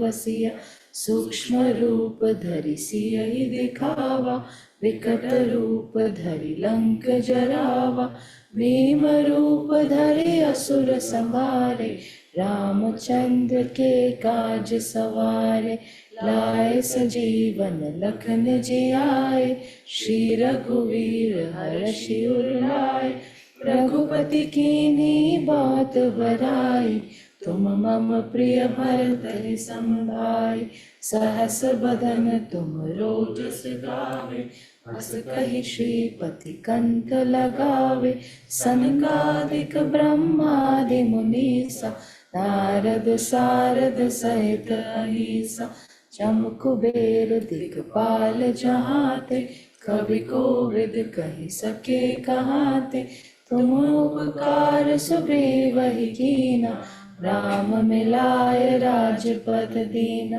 तुमरो मंत्र विभीषण माना लंकेश्वर भय सब जग जाना युग सहस्त्र योजन पर भानु लील्योताहि मधुर फल जानु प्रभु मुद्रिका मिली मुख माहि जलधि लांघि गए अचरज नाहि दुर्गम काज जगत के जेते सुगम अनुग्रह तुम रे तेते राम दुआरे तुम रखवारे होत न आज्ञा बिन पैसारे सब सुख लहे तुम्हारी शरण तुम रक्षक काहू को डरना आपन तेज समारो आपे तीनों लोग हाकते कापे भूत पिशाच निकट नहीं आवे महावीर जब नाम सुनावे, नासे रोग हरे सब पीरा। जपत निरंतर हनुमत बीरा, संकट से हनुमान छुड़ावे। मन क्रम वचन ध्यान जो लावे, सब पर राम तपस्वी राजा। तिनके काज सकल तुम साजा, और मनोरथ जो कोई लावे, सोई अमित जीवन फल पावे। चारों युग परताप तुम्हारा, है प्रसिद्ध जगत उजियारा। साधु संत के तुम रखवारे, असुर निकंदन राम दुलारे। अष्ट सिद्धि नौ निधि के दाता, असवर दीन जानकी माता। राम रसायन तुमरे पासा, सदा रहो रघुपति के दासा। तुमरे भजन राम को पावे, जन्म जन्म के दुख बिसरावे। अंत काल रघुबर पुर जाई, जहाँ जन्म हरि भक्त कहाय। और देवता चित्तन धरनी, हनुमत से सर्व सुख करही। संकट कटे मिटे सब पीरा, जो सुमिरे हनुमत बलबीरा। जय जय जय हनुमान गोसाई, कृपा करो गुरुदेव की नाहि। जो सत बार पाठ कर कोई, जो तहि बंदी महासुख होय।